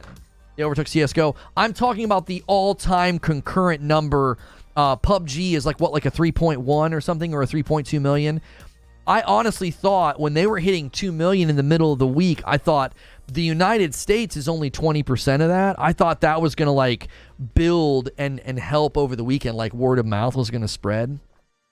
So, Palworld hype's dying out. No, there's 1.4 million people playing right now. In the last 24 hours, 1.7 million. Like, they're still hitting insane numbers. I just thought, oh, they're coming for the record, because I thought it's really popular in other regions of the world. 20% of the people playing are United States based, but I still thought that's still a good chunk of the player base. That's 1/5. So if everybody all week long is talking about it in the United States, all the kids going to school and stuff, like on the weekend, they'll all jump in and play. Maybe if it was free to play. Yeah, but didn't PUBG set their record as a paid game? Like, PUBG's free now, but when they hit the 3.1, it was a paid game, was it not? Some of us are done with Palworld. I did 75 hours and finished everything. 75 hours already. Good golly. That's a lot, Mash. That's a lot. It's on Game Pass. Yeah, I'm talking Steam though. I thought for sure, man. I thought for sure they were gonna overtake the record. You know, price point's pretty good. You know, $30.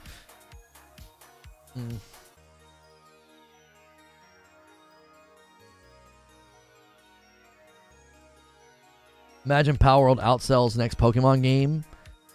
I don't know about that. The last Pokemon game sold 11 million copies in like 3 days. And has Palworld hit 9 yet? I thought they were going to hit 10 mil before the end of the month, but, you know, it may have slowed down. Have they hit 9 million? They hit 8 million, like middle of last week? So I thought, they could probably do 10 million before the end of the month. That's still less than Pokemon did on its opening weekend. So, let's see here. They've been tweeting every time they hit the big sales milestones. And they did a launch day sale underway until January the 25th. They should have done the sale over the weekend. Yeah, on the 24th, they said 8 million. So it's been 5 days since they said that. So if they've hit 9 million, they've decided not to...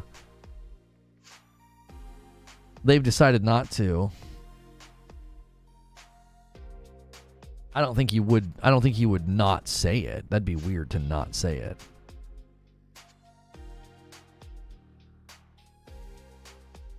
Right?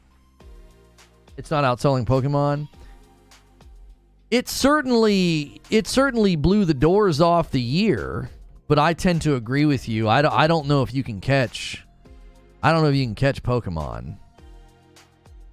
That's just really, really hard to do. You know? The fact that they even got sort of within reach of what Pokemon did in its first 3 days. I mean, 8 million in 6 days is kind of crazy. The fact that they're even in the hemisphere is nuts.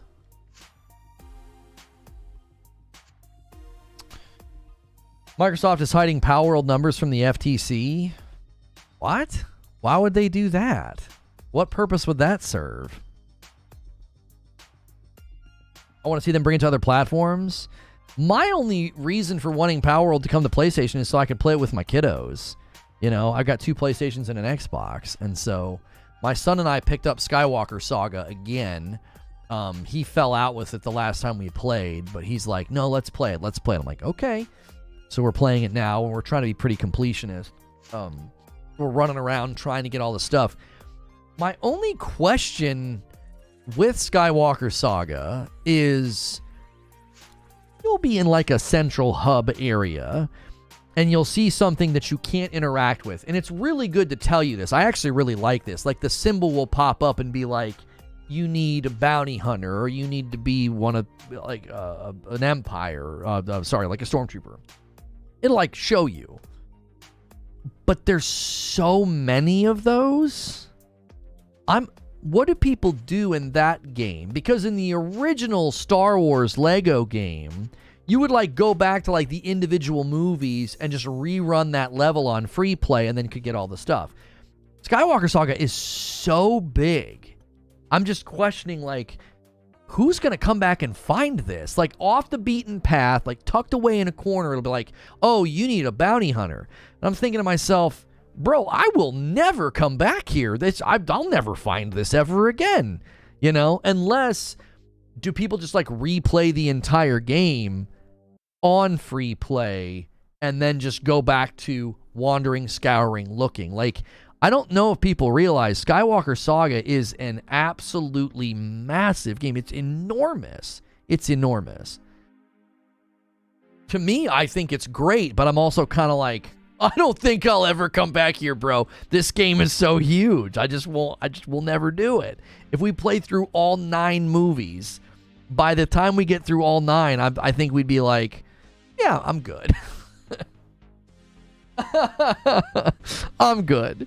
Because you got to unlock a lot of the characters, you know, to I don't know at what point you have all character types unlocked, and you can switch like on the fly. As long as I think that you're not like in a brand new mission or something like that. Pokemon were multiplat, it would sell 50 million copies. I don't know. Probably. Well, I don't know. 50 might be a little high. Well, I don't know. It depends on what the total is of the current game. Sometimes I wonder about that, though. Like, are certain games, is part of their draw the fact that they're only there? You mean the 6 movies, right? No, homie, Skywalker Saga, it's 9 movies. Episodes 1 through 9. They're all in Skywalker Saga. The latest Lego Star Wars game it's called Lego Star Wars The Skywalker Saga, and all 9 movies are in there. It's freaking huge. It's a massive game.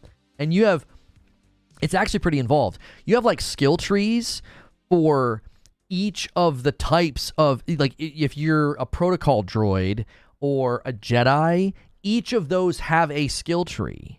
Each of them. Yes, 6 episodes.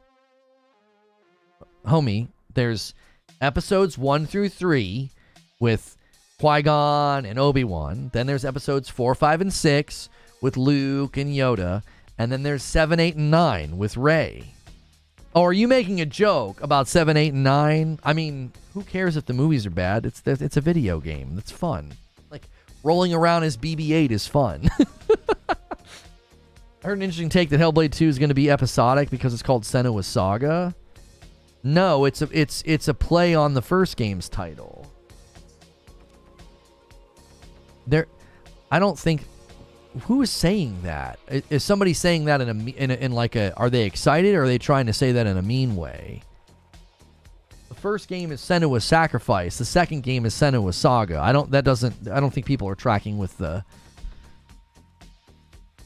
I don't think people are tracking with how they're, why they're naming it, what they're naming it.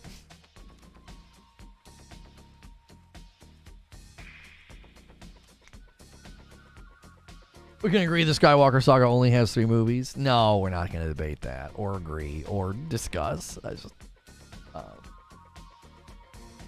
King Thrash was saying that. Yeah, I mean, I just think he might be seeing something that's not there, because I think my gut instinct is that they would plan to do a trilogy. Senua's Sacrifice, Senua's Saga, Senua's Salvation or something. I think that they would plan to do a 3rd game and round out the story and keep with the similar naming. Hellblade is Microsoft's Order 1886. I think a lot of people that are preemptively being negative about Hellblade 2 didn't play Hellblade 1, and it shows. You just didn't play the first game, It's short. It's going to be a shorter game. Yeah? So? The next one will be Senua's Stocks. Yeah. Senua's stock portfolio will be the 3rd one. Yeah. That's good. All right, well, before we go to gameplay, let me give you guys 30 minutes of gaming AMA. This is a great way for you to cash in on being a member. It's also a great time to gift more members. It's sort of the final 30 minutes of the show, and chat switches to members only. And you guys can ask me about gaming topics sort of outside of what we were talking about today. Make sure you guys smash that like button. Let's get our like count up to 300. And we're 20 away from another milestone. I already gifted the 5 that I owe you guys for the first 25. And second 25 will be at 50.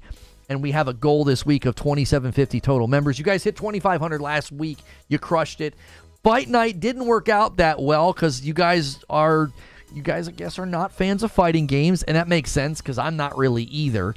So it turned into kind of a Fall Guys night after Sneaky Wolf beat the tar out of me twice. I was like, okay, well, if there's nobody else that wants to beat me up, I'm not going to let this guy do it for the rest of the night. So we went and played some Fall Guys. But this week, this Friday night, I'll be playing Kill the Justice League with Madam, and I'll wear a Deadpool onesie if you guys can get to 2,750. I did hear about the leaked lineup for State of Play. It sounds pretty believable. I would like lengthy, uncut gameplay of Rise of the Ronin because I think that one looks kind of... Some of it looks good. Some of it looks kind of jank. It just doesn't look that smooth or polished as a game right now. So I'm hoping for that. Hearing that we might see Concord gameplay, I think is exciting too. Everything else is pretty standard fare. Death Stranding 2 finally shows up, things like that. We forgot Tekken 8. Well, yeah, that, but here's the problem. Here's what I think you would need. You need a game like Fall Guys or Jackbox or Fortnite where like everybody can just kind of install it and have some fun instead of being like, you got to have this version of this game or this version of that game. I was like, oh, well, Mortal Kombat's 11 it was on Game Pass and PS Plus. So I thought we'd get a pretty good amount of people to do it, and it's fine. I didn't want to do it. I thought you guys would want to beat me up. 10 bomb from MASH takes us to 40. 10 more people get to dive in right now. We're doing a gaming members only AMA. You can ask me about gaming, and let me delete that. We don't. It's just messing up my source count. There we go. And welcome on in if you got a gifted membership. You can also get into the members only Discord, and a bunch of the Friday nights this month have been available to all member tiers. But this Friday night is going to be available for the $6 tier and above. We will restrict those Friday nights sometimes. What he was saying is it's called Saga, just like Halo Infinite, meaning ongoing saga. By definition, means multiple of something. I don't think there's a reason to look into the name Senua's Saga. It's literally Senua's Sacrifice is the theme of the first. Senua's Saga, this is going to be, I think, her sort of like coming into her own. And then I think the third game, like I said, you could name it something like Senua's Salvation. Like she's going to leave that realm because the realm is like real, but also sort of a manifestation of her psychosis. And so I think though, my hope would be they put her on some kind of a redemption arc. Thoughts on the Dragon's Dogma 2 news? So yeah, we're hearing that it's going to like target 30 FPS, which means I won't freaking play it. And then we're going to have to hear from people about, yep, these consoles are just not strong enough. Like, that's not true. Plenty of games are hitting 60 FPS. It's a matter of priority from the developers. It's not a reflection of how strong the PS5 or the Xbox Series X is. I'm so tired of that narrative. Like, all these games that spend time optimizing and giving us performance modes. Yeah, and one save file? What in the world's going on? I don't know. We'll see. No. He's got some credibility because everything he said that Microsoft is doing, he said it years ago. Right. Okay, so here's the thing about that. People like to give flowers to Thrash because they're like, he said this, a bunch of years ago or whatever. There were a ton of us saying that. So he's not John the Baptist, okay? He's not like the one guy crazy coming out of the wilderness being like, this is going to happen. There were a bunch of us saying that. And on the topic of Hellblade, I'm telling you, he's wrong. They're not calling it Senua's Saga because they're going to be episodic. It's because it's the sequel, and that's how they named the first one. It's that simple. Like, making business predictions about what Microsoft is going to do in the gaming space, like, come on, man. As early as 2017, I was like, they're going to blur the line between PC and console and really start pushing that their footprint's larger than a plastic box. Like, I wasn't alone in that observation, and that was 7 years ago. Like, come on. Like, a lot of us were looking at the market, and a lot of us were looking at the marketing from Microsoft and Xbox and made those predictions. Okay? He didn't pull that out of a hat and everybody called him crazy. Now, I'm sure plenty of people did. I was called crazy for similar reasons the last couple of years. There's no way they're going to do that. There's no way they're going to do that. It's like, okay. And then they do that, and everyone goes surprise Pikachu face. I see no signs that they're going to be busting up Hellblade 2 into episodic deliveries. You see my last question? Hang on. Now that your seasons, what's some things you now know you wish you knew before getting into streaming and live streaming? Yeah, I mean, I think in general, I would stay away from other creators. There's like 4 that are good people. And the rest of them, you just like, I don't know. You could be really nice or you could be not. And it's really hard to tell. So, yeah. You know, Creature's always like, I want to see you doing shows with other people. People like to see you interacting with others and getting along with others. And I'm like, it just always gets immediately messy. You know, I like a lot of the people that are out there. But I also know, with my history in the industry, it's like, I don't know. We may turn around in a month and this person's like, I effing hate that Lono guy. And it's like, all right. Like, you know what I mean? It's just hard. I think we've interacted with some super dope, real genuine people recently, but it's like, there's so many people in the mix that are like in the middle. And I'm like, I don't know. He said you also might play other people besides Senua. I mean, there's a guy that shows up that it looks like you might, but it looks like he's just going to be like helping you. I don't know. Lone Wolf says, does anybody... Oh, no. Haseo says, does anyone else think that this year's Game of the Year will be a tighter race? Yeah, that's a really good question, Haseo. I actually think, Game of the Year this year will be a lot tighter. I don't know if there's going to be like a clear front runner this year. Like, it was like, okay, it's Elden Ring. It was obvious, right? I thought God of War Ragnarok had a chance, but it was like, yeah, it's probably going to Elden Ring. And then with Baldur's Gate 3, I think it was even clearer. It was like, no, nothing's coming close to this. This year, it's really hard to say who's going to walk away with it. It really is. I think it's anybody's game. I don't know if there's a PlayStation first-party game this year that's going to stand tall enough to get up there. I think PlayStation will have some games in the other categories, but like Rise of the Ronin, and that's not even their studio. They don't even own that studio. So that's an exclusive, but that's not like a PlayStation studio. I don't know if we're going to see a PlayStation studio up on the podium for Game of the Year. I think this might be one of the... How long... Haven't they had a game up there on the podium like tons of years in a row? This could be a year where it doesn't happen. Rebirth is also not a PlayStation studio. I'm not saying that a PlayStation exclusive won't be up there. Rebirth certainly has a shot at being up on the podium and maybe even winning the whole dadgum thing. It probably could be the front runner. But I don't... Tilu 2 Remaster? No. They didn't do enough to warrant a Game of the Year nomination. I don't think you're going to see TLU 2 Remaster up there at all. It's great and I love it, but it's kind of like, no, come on. You don't put a remaster up. A game was out 4 years ago and it won Game of the Year previously. Like, no. I don't see TLU 2 getting up there.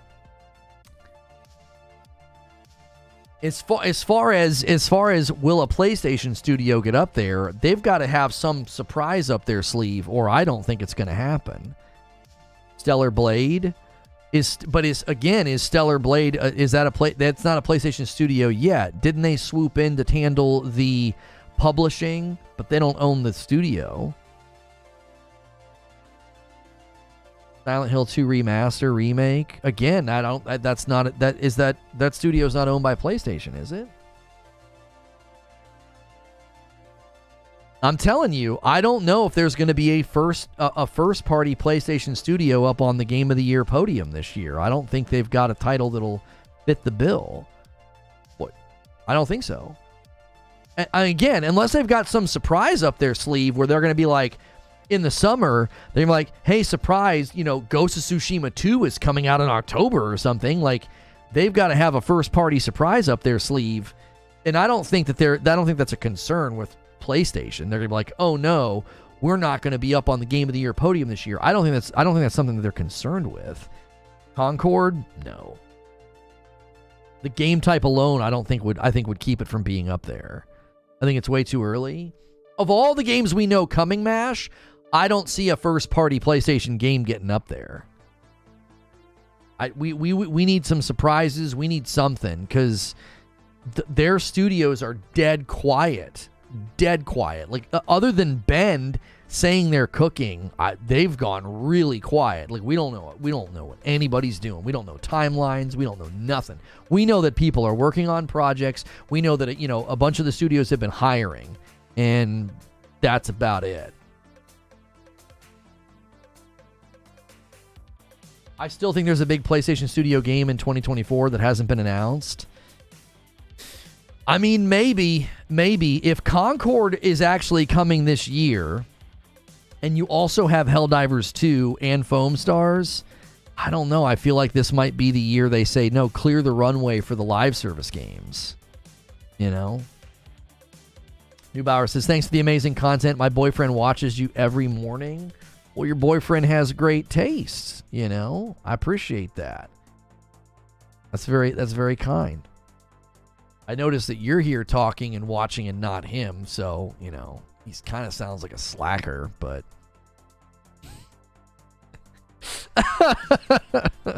They're keeping it to their chest until it's ready. Oh, for sure. I mean, I don't know, man. They might literally say, nope, this year we're not... They delayed stuff out of last year. They said that in that one internal report.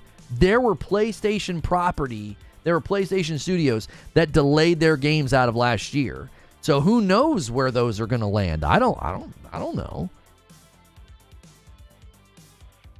Haven't you always said that song? Hold everything back, say nothing in general? For sure. That could be what their plan is. Lono, wrecker of marriages. That's right. Like, you know what? Yeah, he is a slacker. He's like, everything was going great until that day Lono said that. What you scold me for? I'm not doing anything, Mom. I'm just sitting here. If they dropped the PS5 Pro this year, I'd be surprised if they also didn't have a PlayStation Studio. Oh, that's a really good point. Yeah, JG from Space makes a really good point. All signs, rumors, and insider intel points to the PS5 Pro coming this year. If that's the case, the assumption would be they're going to have a launch title for that, right? You'd have something that's harnessing the power. Maybe it's one of the studios that's been really quiet. Maybe that's why they've been quiet. They don't want to say anything. It could be Ben's game. I don't know. They're the ones that have been tweeting recently saying they're the ones tweeting recently saying they're cooking. If first party is not ready, then skip a year. Don't release games that are not ready. Oh, I fully agree with that. I don't want them just releasing stuff just to release stuff. You think Death Stranding 2 is a PS5 Pro drop? A lot of rumors that Sony has marketing exclusivity on GTA 6 and they'll launch for the PS5 Pro. That'll be crazy. As a lover of Returnal, how long did it take you to get good? I'm almost 10 hours in and feel like I'm on the struggle bus. I could probably put together a tip video that would really help. Help. It's on my account. Trust me, your videos are always in the liked folder. Well, I appreciate that. I like being in the liked folder. That's awesome. There's some things you can do in Returnal that make your life easier. Number one, don't ADS. If you hip fire, it doesn't affect accuracy and it makes you more agile. If you can get accustomed to hip firing instead of ADSing. I ADS to do alt fire, and I actually change the alt fire so that I don't do it by accident. Because like a full trigger pull, I switch it to the bumper. Because I'm an idiot. Like, I'm just a frantic idiot when I play video games. So I have to, like, basically hold my own hand. Like, nope, can't be that. Gotta be this. I'm a dum-dum, and I'll pull the trigger all the way down. Another thing you can do, you need to constantly check your radar like you're in a Call of Duty match. You know when you're in a Call of Duty match and you're constantly pivoting your eyes to the radar in the corner? It'll save your life. Numerous times you'll be like, oh, somebody's coming up around this pillar. Oh, somebody's right there. Oh, somebody's coming up on my left. And it'll be the radar that does that for you. The other thing I would encourage you to do in Returnal is really marinate in Biome 1. If you can do Biome 1 and do all the blue doors, all the other beaten paths, number one, you'll get better because you're going to just get more accustomed to certain things that happen in the game. Number two, you're going to be stronger. The temptation sometimes is to just push the main road, the main track, and then you get to the boss and your gun is weak and your character's weak. You have to consider something. The more you play that game, the stronger the stuff is that you pick up. Like, the guns have things on them that unlock the more you use them. Use the electro pylon driver.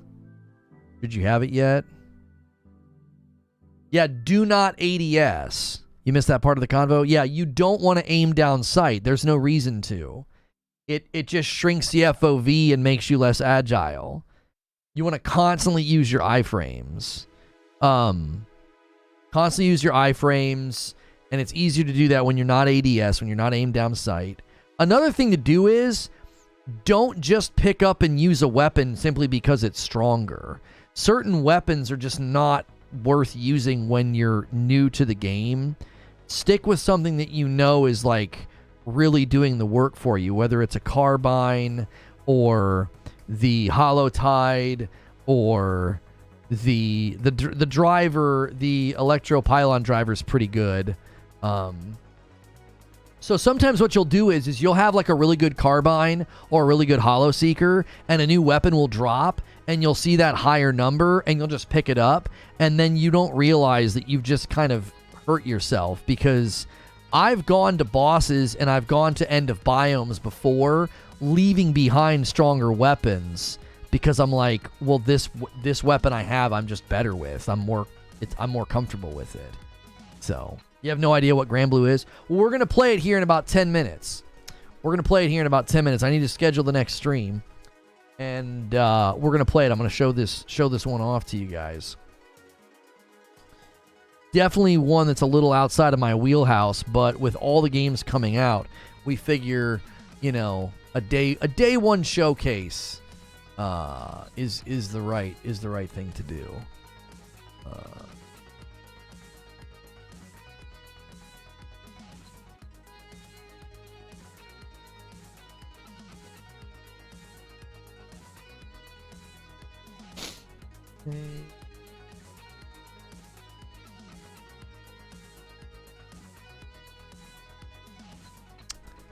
Get this stream set up, and we'll do a little redirect to go to it.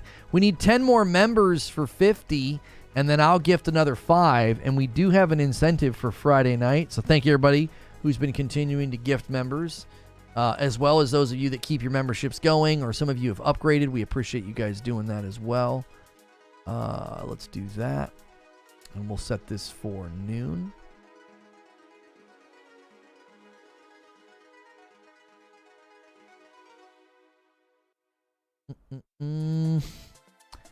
I did, and it made me miss it. You ever do a damaging leech build? Yeah, I had a build once where I had the leech. I had the leech, whereas like if you were shooting someone, you got health. And I also got the when you're low health, you heal. And Biome 3's boss couldn't kill me because his damage cycles were so far apart that even if he hit me, it would lower me, and it would proc the healing. So it basically made me like low key invincible. It's like his damage cycles were too separate. So it was like he couldn't get me. It was awesome. It was awesome. Yeah, you want to get one of the astronauts. Yeah. I'll be honest with you. If you're 10 hours in and you're still kind of struggling, I actually think that's how it's supposed to be. I don't think you're supposed to be 10 hours into Returnal and just wrecking and flying through. I think you've just got to get your footing. You got to get the weapons that you like, what you're accustomed to, the items that you're accustomed to. You need to get good at clearing Biome 1 so that you're strong, so that you can buy items and have stronger items. So the 10 hours in and you're still kind of struggling, I don't think that's necessarily a cause for alarm. It's a tough game.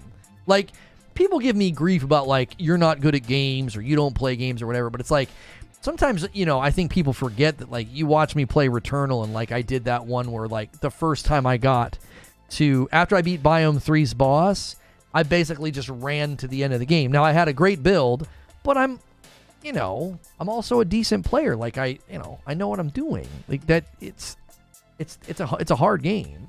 I remember playing through Sekiro, and people were like, this boss took me 10 hours.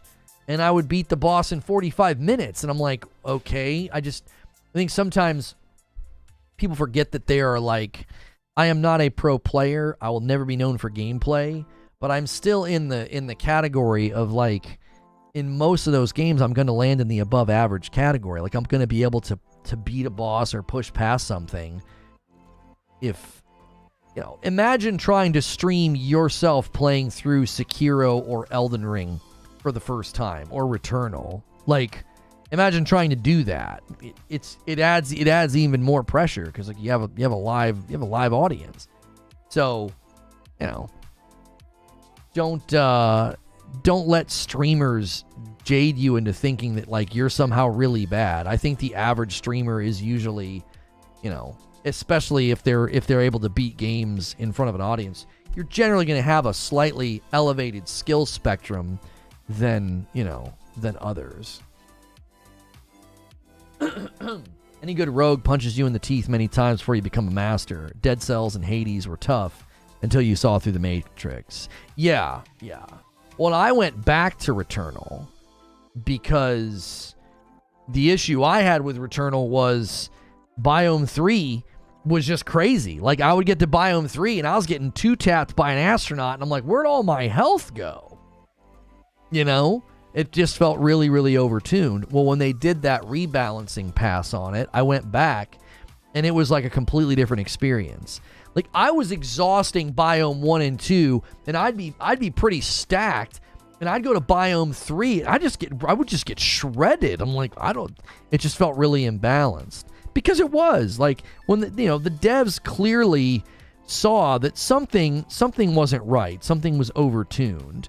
Generally, I think it was just the damage output of a couple of the enemies. I think they just felt like the damage output was a little too high.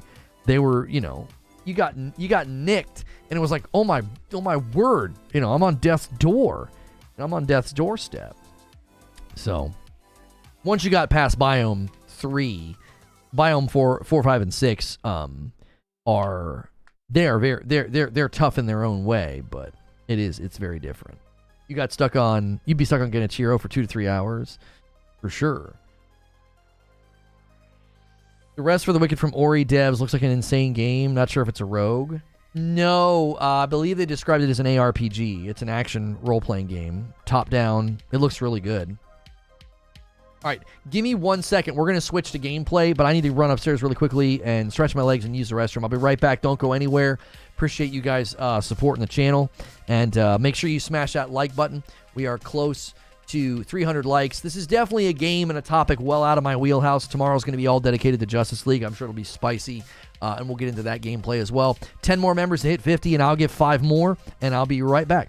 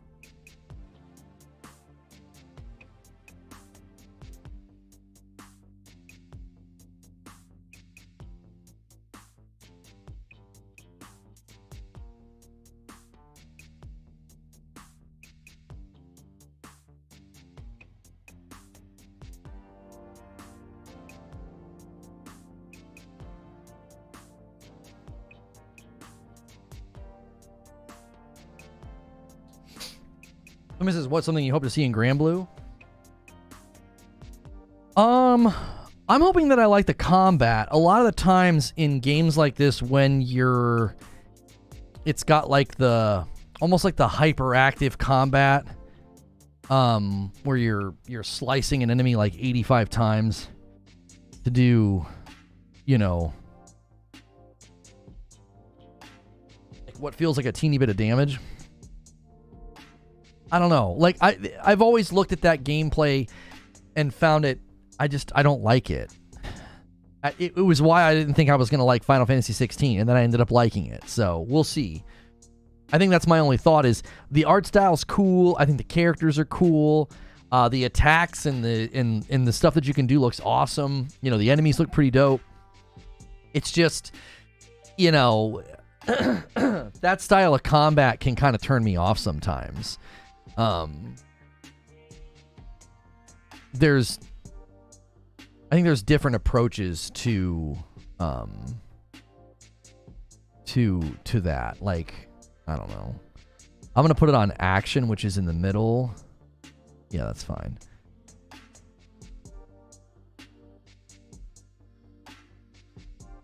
Did you see this?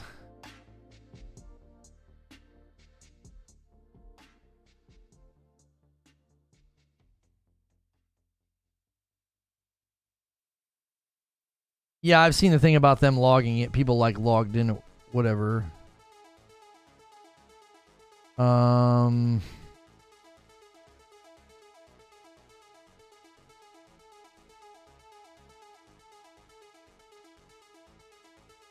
I'm just trying to get the game opened up here.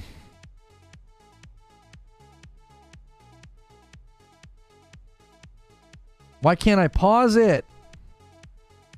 Okay. I paused it. Okay. Let's come here. Cap card 2. All right.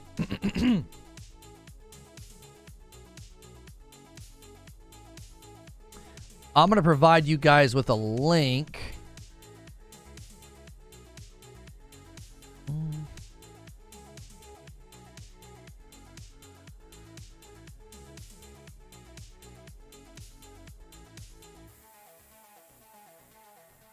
The state of play got announced. Did they seriously announce it? State of play confirmed. State of play is trending.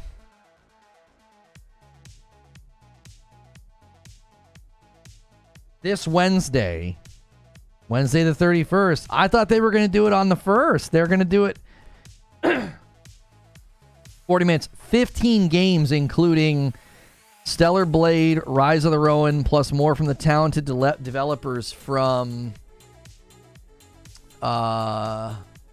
developers around the world.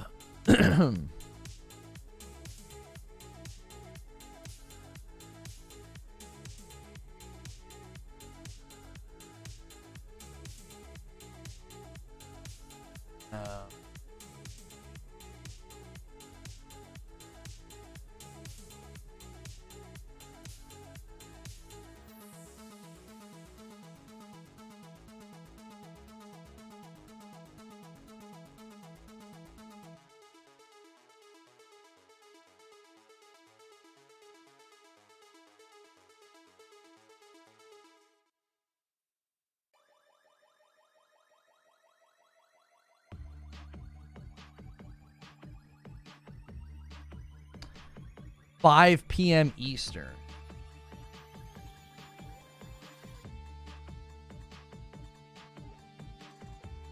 PSVR 2 stuff confirmed. Oh, they have a blog post about it.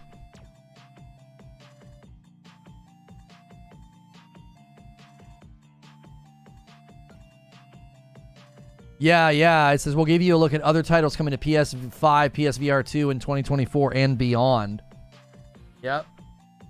All right. Well, booked Wednesday.